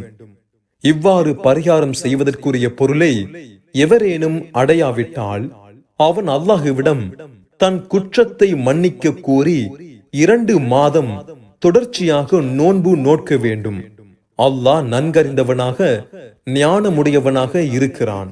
எவனேனும் ஒரு முஸ்லிமை நன்கறிந்து வேண்டுமென்றே கொலை செய்தால் அவனுக்குரிய தண்டனை நரகம்தான். அதில் அவன் நீண்ட காலம் தங்கிவிடுவான். அவன் மீது அல்லாஹ் கோபம் கொண்டு அவனை சபித்து விடுவான். இன்னும் மகத்தான வேதனையையும் அவனுக்கு தயார்படுத்தி வைத்திருக்கிறான். நம்பிக்கையாளர்களே, அல்லாஹ்வுடைய பாதையில் போருக்காக நீங்கள் சென்றால் போர் முனையில் எதிர்படுபவர்கள் நம்பிக்கையாளர்களா நிராகரிப்பவர்களா என்பதை தெளிவாக அறிந்து கொள்ளுங்கள். அவர்களில் எவரேனும் தம்மை நம்பிக்கையாளர் என்று உங்களுக்கு அறிவிப்பதற்காக உங்களுக்கு சலாம் கூறினால் அவர்களிடமிருந்து இவ்வுலக வாழ்க்கைக்குரிய அற்ப பொருளை நீங்கள் அடைய கருதி நீ நம்பிக்கையாளர் அல்ல என்று அவரை கூறி வெட்டி விடாதீர்கள்.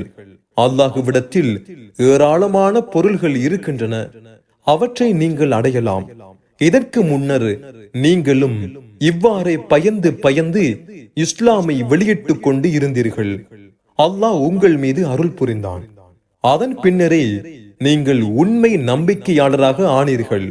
ஆகவே போர் புரிவதற்கு முன்னதாகவே உங்கள் முன் இருப்பவர்கள் நம்பிக்கையாளர்களா இல்லையா என்பதை தீர விசாரித்து தெரிந்து கொள்ளுங்கள்.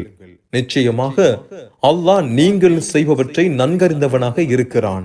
நம்பிக்கையாளர்களில் நோய் போன்ற சரியான காரணங்கள் இன்றி போருக்கு செல்லாது இருந்து கொண்டவர்கள் தங்கள் பொருள்களையும் உயிர்களையும் அல்லாஹ்வுடைய பாதையில் தியாகம் செய்து போர் புரிபவர்களுக்கு சமமாக மாட்டார்கள். ஏனென்றால் தங்கள் பொருள்களையும் உயிர்களையும் தியாகம் செய்து போர் புரிந்தவர்களின் பதவியை போருக்கு செல்லாது தங்கி விட்டவர்களை விட அல்லாஹ் மேன்மையாக்கி வைத்திருக்கிறான். எனினும் இவர்கள் அனைவருக்கும் இவர்களிடம் இறை நம்பிக்கை இருப்பதால் நன்மையையே அல்லாஹ் வாக்களித்திருக்கிறான்.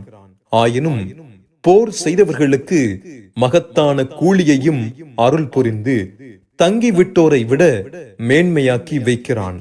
இன்னும் அவர்களுக்கு தன்னிடமுள்ள மகத்தான பதவிகளையும் மன்னிப்பையும் அன்பையும் அருளுகிறான். ஏனெனில் அல்லாஹ் மிக மன்னிப்பவனாக மிக கருணையுடையவனாக இருக்கிறான். எவர்கள் தங்கள் மார்க்க கட்டளையை சரிவர நிறைவேற்ற முடியாமல் நிராகரிப்பவர்களின் நாட்டில் இருந்து கொண்டு தங்களுக்கு தாமே தீங்கிழைத்துக் கொள்கின்றனரோ அவர்களின் உயிரை வானவர்கள் கைப்பற்றும் பொழுது அவர்களை நோக்கி, மார்க்க கட்டளையை நிறைவேற்றாது நீங்கள் எவ்வாறு இருந்தீர்கள் என்று கேட்பார்கள். அதற்கு அவர்கள், அந்த பூமியில் நாங்கள் சிறுபான்மையினர்களாகவே இருந்தோம் என்று பதில் கூறுவார்கள். அதற்கு வானவர்கள், அல்லாஹ்வுடைய பூமி விசாலமானதல்லவா? நீங்கள் இருந்த அவ்விடத்தை விட்டு வெளியேறி இருக்க வேண்டாமா என்று கேட்பார்கள். இவர்களின் ஒதுங்குமிடம் நரகம்தான். அது ஒதுங்கும் இடங்களில் மிக கெட்டது. எனினும் ஆண், பெண், சிறியோர், பெரியோர் ஆகியோர்களில் உண்மையில் பலவீனமானவர்கள் ஒரு பரிகாரமும் தேடிக்கொள்ள சக்தியற்று அதை விட்டு வெளியேற வழி காணாதிருந்தால் அவர்களை அல்லாஹ் மன்னித்து விடக்கூடும். ஏனென்றால் அல்லாஹ் மிக மன்னிப்பவனாக பிழை பொறுப்பவனாக இருக்கிறான். இத்தகைய நிலைமையில் அல்லாஹ்வுடைய பாதையில் தான் இருந்த இடத்தை விட்டு எவர் வெளியேறி விடுகிறாரோ அவர் பூமியில் வசதியான பல இடங்களையும் சௌகரியத்தையும் அடைவார். எவரேனும் தன் இல்லத்தை விட்டு வெளியேறி அல்லாஹுவின் பக்கமும் அவனுடைய தூதரின் பக்கமும் ஹிஜ்ரத் செல்லும் வழியில் இறந்து விட்டால் அவருடைய வெகுமதி நிச்சயமாக அல்லாஹுவின் மீது கடமையாகி விடுகிறது. ஏனெனில் அல்லாஹ் மிக மன்னிப்பவனாக, மிக கருணையாளனாக இருக்கிறான். நம்பிக்கையாளர்களே, நீங்கள் பூமியில் பயணம் செய்தால், நீங்கள் தொழுது கொண்டிருக்கும் போது நிராகரிப்பவர்கள் உங்களை துன்புறுத்துவார்கள் என பயந்தால், நீங்கள் தொழுகையை கசர் செய்வது, சுருக்கிக் கொள்வது உங்கள் மீது குற்றமாகாது. ஏனெனில் நிராகரிப்பவர்கள் உங்களுக்கு பகிரங்கமான எதிரிகளாகவே இருக்கின்றனர். நபியே, போர் முனையில் நீரும் அவர்களுடன் இருந்து அவர்களுக்கு தொலை வைக்க நீர் இமாமாக முன்னின்றால், அவர்களில் ஒரு பிரிவினர் மட்டும் தங்கள் கைகளில் தங்கள் ஆயுதங்களை பிடித்துக் கொண்டே உங்களுடன் தொழவும். இவர்கள் உங்களுடன் தொழுது சஜதா செய்துவிட்டால் அணியிலிருந்து விலகி உங்கள் பின்புறம் உங்களை காத்து நிற்கவும். அது சமயம் தொழாமலிருந்த மற்றொரு கூட்டத்தினர் வந்து உங்களுடன் சேர்ந்து தொழவும். எனினும் அவர்கள் தங்கள் கைகளில் ஆயுதங்களை பிடித்த வண்ணம் அவர்களை பற்றி எச்சரிக்கையாய் இருக்கவும்.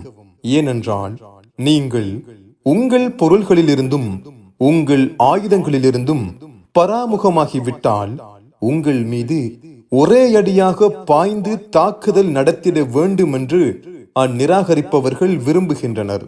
இந்நிலைமையில் மழையின் தொந்தரவினால் அல்லது நீங்கள் நோயாளிகளாகவோ இருந்தால் உங்கள் ஆயுதங்களை கைகளில் பிடிக்க முடியாவிட்டால் கீழே வைத்து விடுவதில் உங்கள் மீது குற்றமில்லை.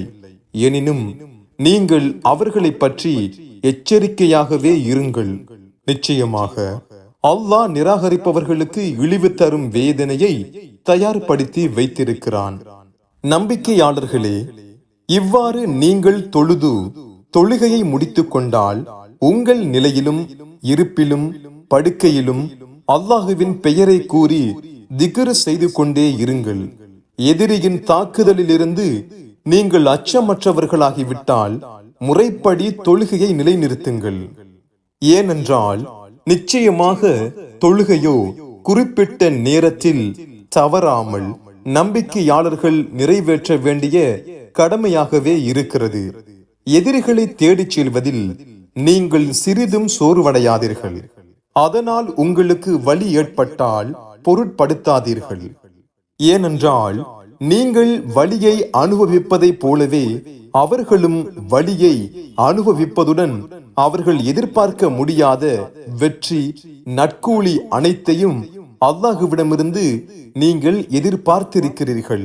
அல்லாஹ் மிக அறிந்தவனாக ஞானமுடையவனாக இருக்கிறான். நபியே, அல்லாஹ் உமக்கு அறிவித்தவற்றை கொண்டு மனிதர்களுக்கிடையில் நீர் தீர்ப்பளிப்பதற்காக முற்றிலும் உண்மையுடன் கூடிய இவ்வேதத்தை நாமே உம்மீது இறக்கினோம். ஆகவே நீர் மோசடிக்காரர்களுக்கு தர்க்கிப்பவராக இருக்காதீர். இதில் ஏதும் தவறேற்பட்டு விட்டால் அதற்காக நீங்கள் அல்லாஹுவிடம் மன்னிப்பை கோருங்கள். நிச்சயமாக அல்லாஹ் மிக்க பிழை பொறுப்பவனாக, மிக கருணையுடையவனாக இருக்கிறான்.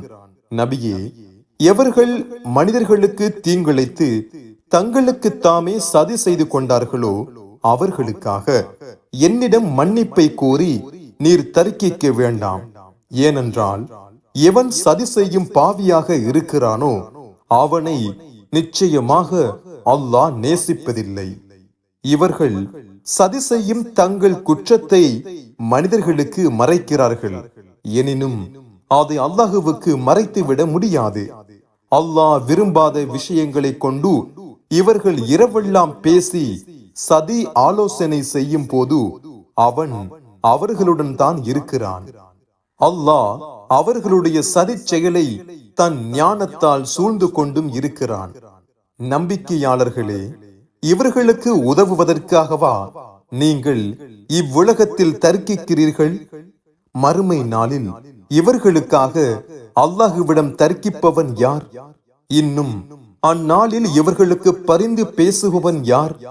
எவரேனும் ஒரு பாவத்தை செய்துவிட்டு அல்லது தனக்குத்தானே தீங்கிழைத்துக் கொண்டு பின்னர் அதிலிருந்து விலகி உண்மையாகவே கை சேதப்பட்டு அவன் அல்லாஹுவிடம் பாவ மன்னிப்பு கோரினால் அல்லாஹுவை அவனுடைய குற்றங்களை மிக மன்னிப்பவனாகவும் அவன் மீது மிக கருணையுடையவனாகவும் காண்பான்.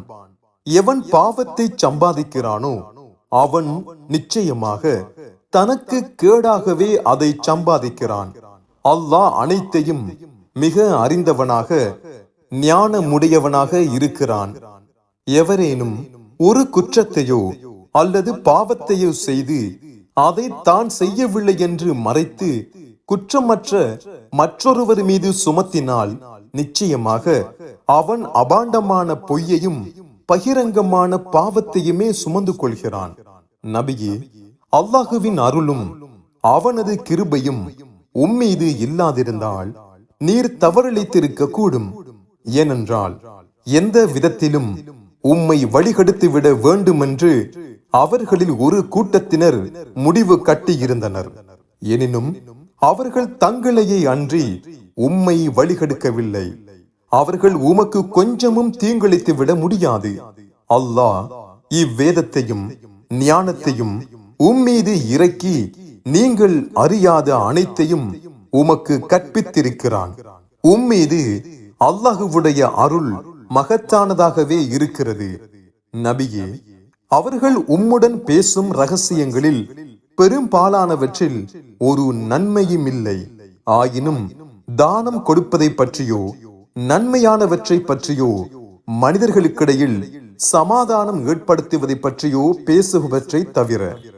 ஆகவே எவரேனும் அல்லாஹுவின் திருப்பொருத்தத்தை நாடி இவ்வாறு ரகசியம் பேசினால் மறுமையில் நாம் அவர்களுக்கு மகத்தான நற்கூலியை தருவோம். எவர் நேரான வழி இன்னதென்று தனக்கு தெளிவானதன் பின்னரும் அல்லாஹுவுடைய இத்தூதரை விட்டு பிரிந்து நம்பிக்கையாளர்களின் வழி அல்லாததில் செல்கிறாரோ அவரை நாம் அவர் செல்லும் தவறான வழியிலேயே செல்ல விட்டு பின்னர் அவரை நரகத்தில் சேர்த்து விடுவோம். அது செல்லும் இடங்களில் மிக கெட்டது. நிச்சயமாக அல்லாஹ் தனக்கு இணை வைப்பதை மன்னிக்கவே மாட்டான். இதை அல்லாத குற்றத்தை அதுவும் தான் விரும்பியவர்களுக்கே மன்னிப்பான். ஆகவே எவரேனும் அல்லாஹுவுக்கு இணை வைத்தால் அவர் வெகு தூரமான வழிகேட்டில்தான் இருக்கிறார். அல்லாஹுவை அன்றி அவர்கள் தெய்வங்களாக அழைப்பவைகள் பெண் பெயருடையவைகளை அன்றி வேறில்லை. துஷ்ட ஷைத்தானை அன்றி மற்றதையும் அவர்கள் அழைக்கவில்லை. அந்த ஷைத்தானை அல்லாஹ் கோபித்து சபித்தான். அதற்கு அவன், உன் அடியார்களில் ஒரு குறிப்பிட்ட தொகையினரை நிச்சயமாக நான் எடுத்துக்கொள்வேன் என்று கூறினான். அன்றி நிச்சயமாக நான் அவர்களை வழிகெடுப்பேன். அவர்களுக்கு வீண் நம்பிக்கைகளை உண்டு பண்ணி பிசாசுகளுக்காக பிரார்த்தனை செய்துவிடப்பட்ட ஆடு மாடுகளின் காதுகளை அறுத்து விடும்படியும் அவர்களை ஏவுவேன். அல்லாஹுவின் படைப்பினங்களின் கோலங்களை மாற்றும்படியாகவும் நிச்சயமாக நான் அவர்களை ஏவுவேன் என்று கூறினான். ஆகவே எவன் அல்லாஹுவை அன்றி ஷைத்தானை தனக்கு பாதுகாவலனாக எடுத்துக் கொள்கிறானோ அவன் நிச்சயமாக பகிரங்கமான நஷ்டத்தையே அடைந்து விடுவான். ஷைத்தான் அவர்களுக்கு வாக்களிக்கிறான், அவர்களுக்கு பொய் நம்பிக்கையும் ஊட்டுகிறான். எனினும் ஏமாற்றுவதற்கே தவிர ஷைத்தான் அவர்களுக்கு வாக்களிப்பதில்லை. இவர்களின் செல்லுமிடம் நரகம்தான். அவர்கள் அதிலிருந்து தப்ப ஒரு வழியையும் காண மாட்டார்கள். எவர்கள் ஷைத்தானை நிராகரித்துவிட்டு அல்லாஹுவை நம்பிக்கை கொண்டு நற்செயல்கள் செய்கிறார்களோ அவர்களை மறுமையில் நாம் சொர்க்கங்களில் புகுத்துவோம். அவற்றின் நீர் அருவிகள் தொடர்ந்து ஓடிக்கொண்டே இருக்கும். அவர்கள் அவற்றில் என்றென்றுமே தங்கி விடுவார்கள். அல்லாஹுவுடைய இவ்வாக்குறுதி முற்றிலும் உண்மையானதே. அல்லாஹுவை விட உண்மை சொல்பவர் யார்? நம்பிக்கையாளர்களே, மறுமையில் உங்கள் விருப்பப்படியோ வேதத்தை உடையவர்களின் விருப்பப்படியோ காரியம் நடப்பது இல்லை. ஆயினும் எவன் பாவம் செய்கிறானோ அவன் அதற்குரிய தண்டனையை அடைந்தே தீருவான். அவன் அல்லாஹுவை அன்றி தனக்கு உதவி செய்பவரையோ அல்லது துணை புரிபவரையோ அங்கு காண மாட்டான். ஆகவே ஆணாயினும் பெண்ணாயினும் எவர்கள் மெய்யாகவே நம்பிக்கை கொண்டு நற்செயல்களை செய்கிறார்களோ அவர்கள்தான் சொர்க்கம் செல்வார்கள். அவர்கள் அற்ப அளவும் அநீதி இழைக்கப்பட மாட்டார்கள். எவர் அல்லாஹுவுக்கு முற்றிலும் தன் முகத்தை பணிய வைத்து இஸ்லாமில் உறுதியானவராக இருந்து நன்மையும் செய்து இப்ராஹீமுடைய நேரான மார்க்கத்தையும் பின்பற்றுகிறாரோ அவரை விட அழகான மார்க்கத்தை உடையவர் யார்? அல்லாஹ் இப்ராஹீமை தன் உண்மை நண்பராக எடுத்துக் கொண்டிருக்கிறான். வானங்களிலும் பூமியிலும் உள்ள அனைத்தும் அல்லாஹுவுக்குரியனவே. அல்லாஹ் அனைத்தையும் தன் ஞானத்தை கொண்டு சூழ்ந்தறிபவனாக இருக்கிறான். நபியே, அவர்கள் உம்மிடம் பெண்களை பற்றிய மார்க்க கட்டளையை கேட்கின்றார்கள். அதற்கு நீர் கூறுவீராக, அவர்களை பற்றி அல்லாஹ் உங்களுக்கு அடுத்த வசனத்திலிருந்து கட்டளையிடுகிறான். இதற்கு முன்னர் பெண்களை பற்றி வேதத்தில் உங்களுக்கு ஓதி காண்பிக்கப்பட்டது அனாதை பெண்களை பற்றியதாகும். அவர்களுக்கு குறிப்பிட்டுள்ள மகரை நீங்கள் கொடுக்காமல் அவர்களை திருமணம் செய்து கொள்ள விரும்புவதை பற்றியும் அவர்களிலுள்ள விவரமறியா குழந்தைகளை பற்றியும் அதில் கூறி, அனாதைகள் விஷயத்தில் நீங்கள் நீதமாக நடந்து கொள்ளுங்கள் என்றும் கூறப்பட்டுள்ளது. ஆகவே அவர்களுக்கு நீங்கள் என்ன நன்மை செய்த போதிலும் நிச்சயமாக அல்லாஹ் அதை அறிந்தவனாக இருக்கிறான். எந்த ஒரு பெண்ணாவது தன் கணவன் தனக்கு கடுமையாக இடையூறு அளிப்பான் என்றோ அல்லது புறக்கணித்து விடுவான் என்றோ பயந்தால் அவர்கள் இருவரும் சம்மதித்து தங்களுக்குள் ஒரு சமாதான முடிவை ஏற்படுத்திக் கொள்வதில் அவர்கள் மீது குற்றமில்லை. எவ்விதத்திலும் இருவரும் சம்மதித்த சமாதானமே மிக மேலானது. இத்தகைய சந்தர்ப்பங்களில் ஏதும் பொருள் கொடுக்கும்படி நேரிட்டால் பொதுவாக ஒவ்வொரு ஆத்மாவும் கஞ்சத்தனத்திற்கு உட்பட்டு விடுகிறது. ஆகவே நீங்கள் கஞ்சத்தனத்திற்கு உட்படாமல் ஒவ்வொருவரும் மற்றவருக்கு நன்மை செய்பவராக இருந்து அல்லாஹுவுக்கும் பயந்து நடந்து கொண்டால் அது மிக நல்லது. நிச்சயமாக அல்லாஹ் உங்கள் செயலை நன்கறிந்தவனாக இருக்கிறான். நம்பிக்கையாளர்களே, உங்களுக்கு பல மனைவிகளிலிருந்து நீங்கள் உங்கள் மனைவிகளுக்கிடையில் அன்பு காட்டுவதில் நீதமாக நடக்க வேண்டுமென்று விரும்பிய போதிலும் அது உங்களால் சாத்தியப்படாது. என்றாலும் ஒரே மனைவியின் பக்கம் நீங்கள் முற்றிலும் சாய்ந்து மற்றவளை அந்தரத்தில் தொங்கியவளாக விட்டு விடாதீர்கள். நீங்கள் அல்லாஹுவுக்கு பயந்து உங்களுக்கிடையில் சமாதானமாக நடந்து கொண்டால் நிச்சயமாக அல்லாஹ் உங்கள் குற்றங்களை மன்னித்து கருணை புரிபவனாக இருக்கிறான். சமாதானத்துடன் சேர்ந்து வாழ முடியாமல் அவ்விருவரும் பிரிந்து விட்டாலோ அல்லாஹ் தன் அருட்கொடையை கொண்டு ஒவ்வொருவரையும் மற்றவரிலிருந்து முற்றிலும் தேவையற்றவராக ஆக்கிவிடுவான். வழங்குவதில் அல்லாஹ் மிக விசாலமானவனாக ஞானமுடையவனாக இருக்கிறான். ஏனென்றால் வானங்களில் உள்ளவையும் பூமியில் உள்ளவையும் அல்லாஹுவுக்குரியனவே. நம்பிக்கையாளர்களே, உங்களுக்கு முன்னர் வேதம் கொடுக்கப்பட்டவர்களுக்கும் உங்களுக்கும் அல்லாஹ் ஒருவனையே பயப்படுங்கள் என்றே நல்லுபதேசம் செய்திருக்கிறோம். ஆகவே அவனுக்கு நீங்கள் மாறு செய்தால் அதனால் அவனுக்கொன்றும் நஷ்டம் இல்லை. நிச்சயமாக வானங்களில் உள்ளவையும் பூமியில் உள்ளவையும் அவனுக்குரியனவே. அல்லாஹ் தேவையற்றவனாக அனைவராலும் புகழப்பட்டவனாக இருக்கிறான். வானங்களில் உள்ளவையும் பூமியில் உள்ளவையும் அல்லாஹுவுக்கு உரியனவே. இவற்றிலுள்ள எதை கொண்டும் உங்களுக்கு உதவி செய்ய அல்லாஹ் ஒருவனே போதுமான பொறுப்பாளனாக இருக்கிறான். மனிதர்களே, அவன் விரும்பினால் உங்களை அழித்து உங்களுக்கு பதிலாக வேறு மனிதர்களை கொண்டு வந்து விடுவான். அல்லாஹ் இவ்வாறு செய்ய பேராற்றலுடையவனாகவே இருக்கிறான். நம்பிக்கையாளர்களே, இம்மையின் பலனை மட்டும் எவன் விரும்புவான்? அல்லாஹுவிடத்திலோ இம்மை மற்றும் மறுமையின் பலன் இருக்கிறது. அல்லாஹ் ஒவ்வொருவரின் பிரார்த்தனையும் செவியுறுபவனாக ஒவ்வொருவரின் உள்ளத்தையும் உற்று நோக்குபவனாக இருக்கிறான். நம்பிக்கையாளர்களே, நீங்கள் நீதத்தின் மீதே உறுதியாக நிலைத்திருங்கள். நீங்கள் சாட்சி கூறினால் அது உங்களுக்கோ உங்கள் தாய் தந்தைக்கோ அல்லது உங்கள் உறவினர்களுக்கோ பாதகமாக இருந்த போதிலும் அல்லாஹுவுக்காக உண்மையையே சாட்சி கூறுபவர்களாக இருங்கள். நீங்கள் யாருக்காக சாட்சி கூறுகிறீர்களோ அவர் பணக்காரராயினும் ஏழையாயினும் உண்மையையே கூறுங்கள். ஏனென்றால் அல்லாஹ் அவ்விருவருக்குமே உதவி செய்ய மிக தகுதியானவன். ஆகவே நீங்கள் உங்கள் ஆசை அபிலாஷைகளை பின்பற்றி வரம்பு மீறாதீர்கள்.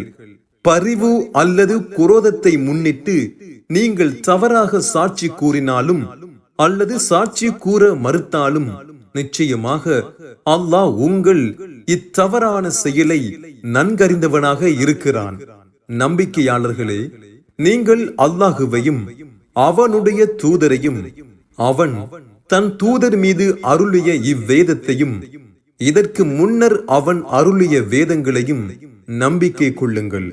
எவன் அல்லாஹுவையும் அவனுடைய வானவர்களையும் அவனுடைய வேதங்களையும் அவனுடைய தூதர்களையும் இறுதி நாளையும் நிராகரிக்கிறானோ அவன் நிச்சயமாக வெகு தூரமான வழிகேட்டில்தான் செல்கிறான். எவர்கள் நம்பிக்கை கொண்டதன் பின்னர் நிராகரித்து பின்னர் நம்பிக்கை கொண்டு அதன் பின்னரும் நிராகரித்து அந்த நிராகரிப்பையே மென்மேலும் அதிகரிக்கிறார்களோ அவர்களின் குற்றங்களை நிச்சயமாக அல்லாஹ் மன்னிப்பதில்லை. அன்றி அவர்களின் தீய செயல்களின் காரணமாக அவர்களை நேரான பாதையில் செலுத்தவும் மாட்டான். நபியே, நயவஞ்சகர்களுக்கு துன்புறுத்தும் வேதனை நிச்சயமாக உண்டு என்று நீர் அவர்களுக்கு நற்செய்தி கூறுவீராக. இவர்கள் நம்பிக்கையாளர்களை விடுத்து நிராகரிப்பவர்களையே தங்கள் நண்பர்களாகவும் எடுத்துக் கொண்டார்கள். இவர்கள் அவர்களிடத்தில் கண்ணியத்தை பெற விரும்புகிறார்களா? நிச்சயமாக கண்ணியங்கள் அனைத்தும் அல்லாஹுவுக்கே உரியன, அவர்களுக்குரியவை அல்ல. நிச்சயமாக அல்லாஹ் இவ்வேதத்தின் மூலம் உங்களுக்கு கட்டளையிடுகிறான். அல்லாஹுவுடைய வசனங்களை எவரும் நிராகரிப்பதையோ அல்லது பரிகசிப்பதையோ நீங்கள் செவியுற்றால் அவர்கள் இதை தவிர்த்து வேறு விஷயத்தில் ஈடுபடும் வரை நீங்கள் அவர்களுடன் உட்கார வேண்டாம். அவ்வாறு உட்கார்ந்தால் அந்நேரத்தில் நிச்சயமாக நீங்களும் அவர்களை போன்றுதான் ஆவீர்கள். நிச்சயமாக அல்லாஹ் இந்நயவஞ்சகர்களையும் அந்நிராகரிப்பவர்களுடன் நரகத்தில் ஒன்று சேர்த்து விடுவான். நயவஞ்சகர்களாகிய இவர்கள் உங்களை கவனித்த வண்ணம் இருக்கின்றனர். அல்லாஹுவின் உதவியினால் உங்களுக்கு வெற்றி கிடைத்தால் உங்களிடம் வந்து நாங்களும் உங்களுடன் இருக்கவில்லையா என்று கூறுகின்றனர். நிராகரிப்பவர்களுக்கு ஏதும் வெற்றி கிடைத்துவிட்டால் அவர்களிடம் சென்று நாங்கள் நம்பிக்கை கொண்டவர்களுக்கு உதவி புரிந்து உங்களை வெற்றி கொள்ள கூடுமாயிருந்தும் நம்பிக்கை கொண்ட அவர்களிடமிருந்து நாம் உங்களை பாதுகாக்கவில்லையா என்று கூறுகின்றனர். உங்களுக்கும் அந்நயவஞ்சகர்களுக்கும் இடையில் அல்லாஹ் மறுமை நாளில் தீர்ப்பளிப்பான். அந்நிராகரிப்பவர்கள் நம்பிக்கையாளர்களை வெற்றி கொள்ள அல்லாஹ் ஒரு வழியையும் வைக்க மாட்டான். நிச்சயமாக நிராகரிக்கும் இந்நயவஞ்சகர்கள் அல்லாஹுவை வஞ்சிக்க கருதுகின்றனர். எனினும் அல்லாஹுவோ அவர்களை வஞ்சித்து விடுகிறான். அவர்கள் தொழுகையில் நின்றாலோ சோம்பேறிகளாக நின்று மனிதர்களுக்கு காண்பிக்க விரும்புகிறார்கள். அவர்கள் வெகு சொற்பமாகவே தவிர அல்லாஹுவை தியானிப்பதில்லை. இவர்கள் நிராகரிப்பவர்களாகிய அவர்களுடனும் இல்லை, வஞ்சகர்களாகிய இவர்களுடனும் இல்லை, மத்தியில் தத்தளித்துக் கொண்டிருக்கின்றனர். எவர்களை அல்லாஹ் வழி தவற விட்டு விட்டானோ அவர்களுக்கு நீர் ஒரு வழியையும் காண மாட்டீர். நம்பிக்கையாளர்களே, நீங்கள் நம்பிக்கையாளர்களை அன்றி நிராகரிப்பவர்களை உங்களுக்கு பாதுகாவலர்களாக ஆக்கிக் கொள்ளாதீர்கள். இதன் மூலம் உங்களை தண்டிக்க அல்லாஹுவுக்கு ஒரு தெளிவான அத்தாட்சியை ஏற்படுத்திவிட நீங்கள் விரும்புகிறீர்களா? நிச்சயமாக இந்நயவஞ்சகர்கள் நரகத்திலும் கீழ்ப்பாகத்தில்தான் இருப்பார்கள். அங்கு அவர்களுக்கு உதவி செய்யும் எவரையும் நீர் காண மாட்டீர். எனினும் எவர்கள் தங்கள் பாவத்திற்காக கை செய்தப்பட்டு அதிலிருந்து விலகி நற்செயல்களையும் செய்து அல்லாஹுவை அவனுடைய கட்டளைகளை உறுதியாக பிடித்துக் கொண்டு தங்கள் மார்க்கத்தை அல்லாஹுவுக்காக களப்பற்றதாகவும் ஆக்கி வைக்கிறார்களோ அவர்கள் உண்மை நம்பிக்கையாளர்களுடன் தான் நேசமாக இருப்பார்கள். உண்மை நம்பிக்கையாளர்களுக்கு மறுமையில் அல்லாஹ் மகத்தான நற்கூலியை அளிப்பான். நீங்கள் இவ்வாறு அல்லாஹுவை நம்பிக்கை கொண்டும் அவனுக்கு நன்றி செலுத்திக் கொண்டும் இருந்தால் உங்களுக்கு வேதனை செய்து அவன் என்ன லாபம் அடைய போகிறான்? அல்லாஹுவோ நீங்கள் செய்யும் ஒரு சொற்ப நன்றிக்கும் கூலி கொடுப்பவனாக யாவற்றையும் நன்கறிந்தவனாக இருக்கிறான். அநியாயத்திற்கு உள்ளானவர்களை தவிர மற்றவரும் யாரை பற்றியும் பகிரங்கமாக கூச்சலிட்டு குற்றம் கூறுவதை அல்லாஹ் விரும்புவதே இல்லை. அல்லாஹ் செவியுறுபவனாக நன்கறிபவனாக இருக்கிறான். ஒருவருக்கு செய்யும் நன்மையை நீங்கள் வெளியாக்கினாலும் அல்லது அதை மறைத்துக் கொண்டாலும் அல்லது ஒருவர் உங்களுக்கு செய்த தீங்கை நீங்கள் மன்னித்து விட்டாலும் அது உங்களுக்கே மிக நன்று.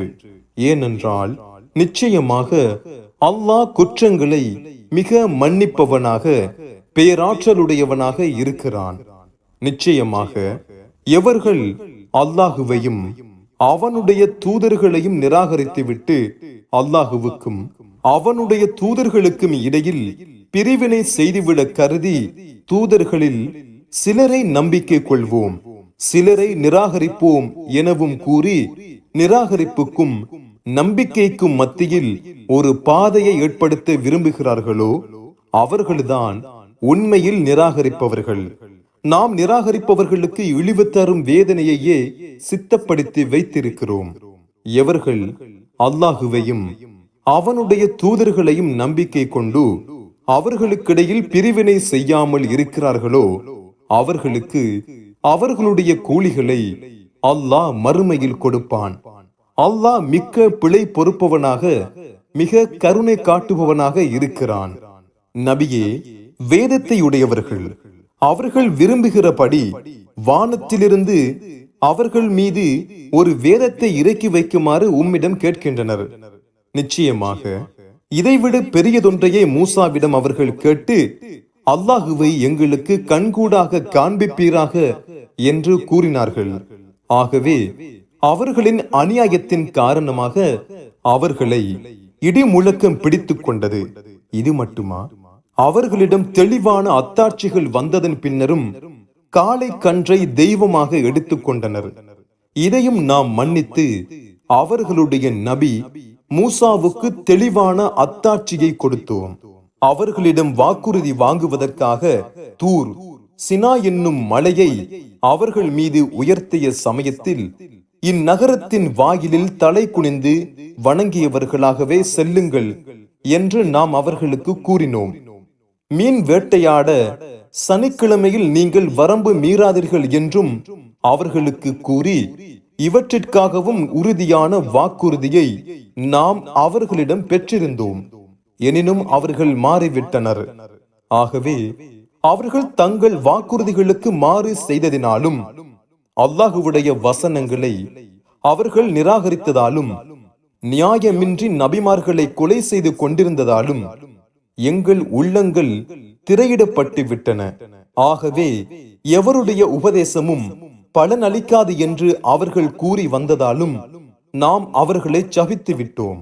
அவர்கள் கூறியதைப் போல் அல்ல, மாறாக அல்லாஹுதான் அவர்களுடைய நிராகரிப்பின் காரணமாக அவர்களுடைய உள்ளங்களின் மீது முத்திரையிட்டு விட்டான்.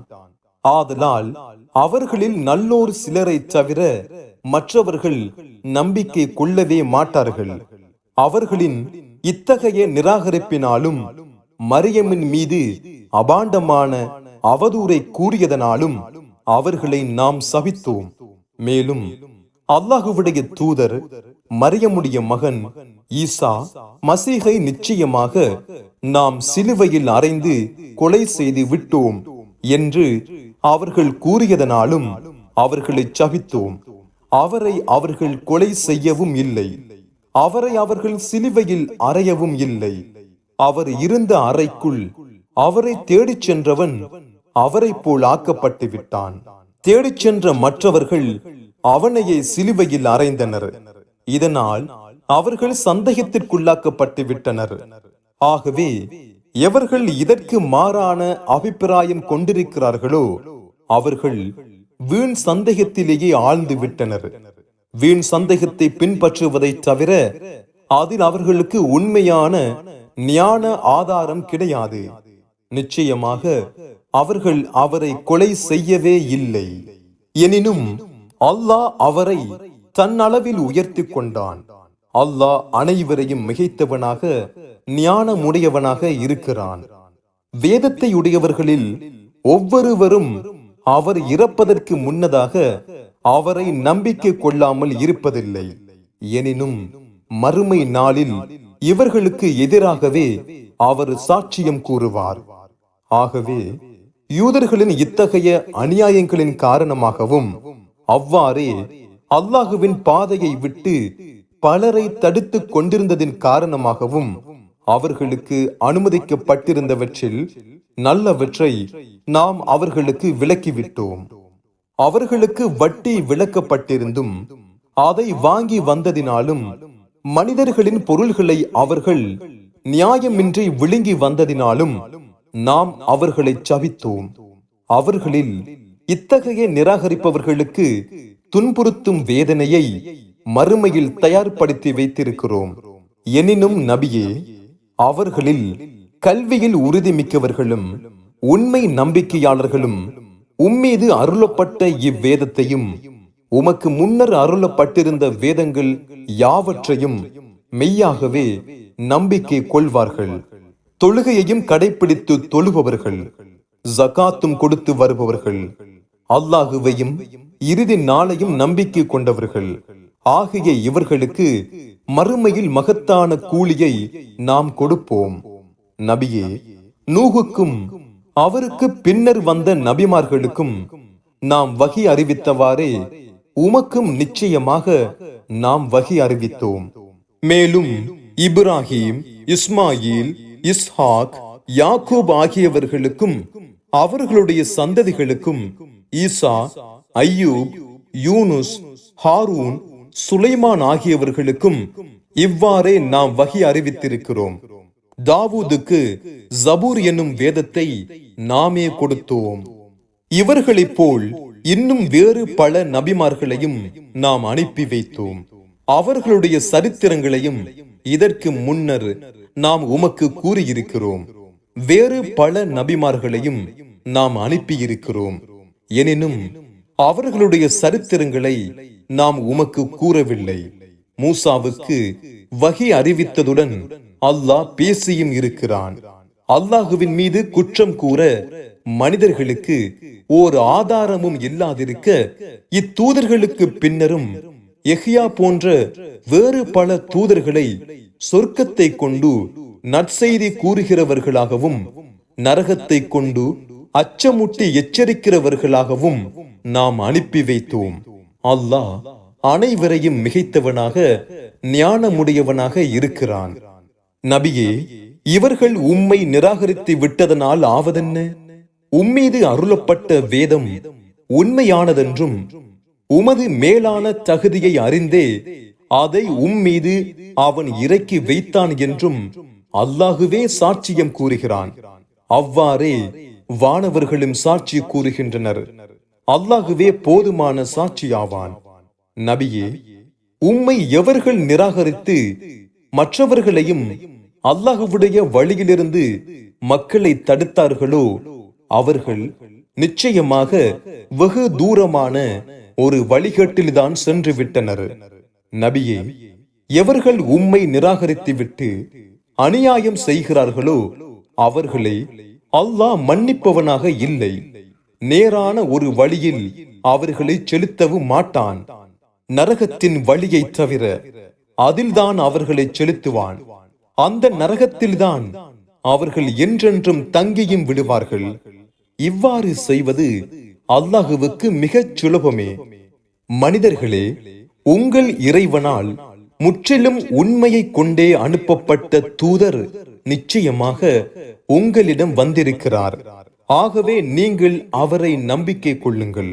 அது உங்களுக்கே மிக்க நன்று. நீங்கள் அவரை நிராகரித்து விட்டால் அல்லாஹுவுக்கு ஒன்றும் குறைந்து விடாது. ஏனென்றால் வானங்களிலும் பூமியிலும் உள்ள அனைத்தும் நிச்சயமாக அல்லாஹுவுக்குரியனவே. அல்லாஹ் அனைவரையும் நன்கறிந்தவனாக ஞானமுடையவனாக இருக்கிறான்.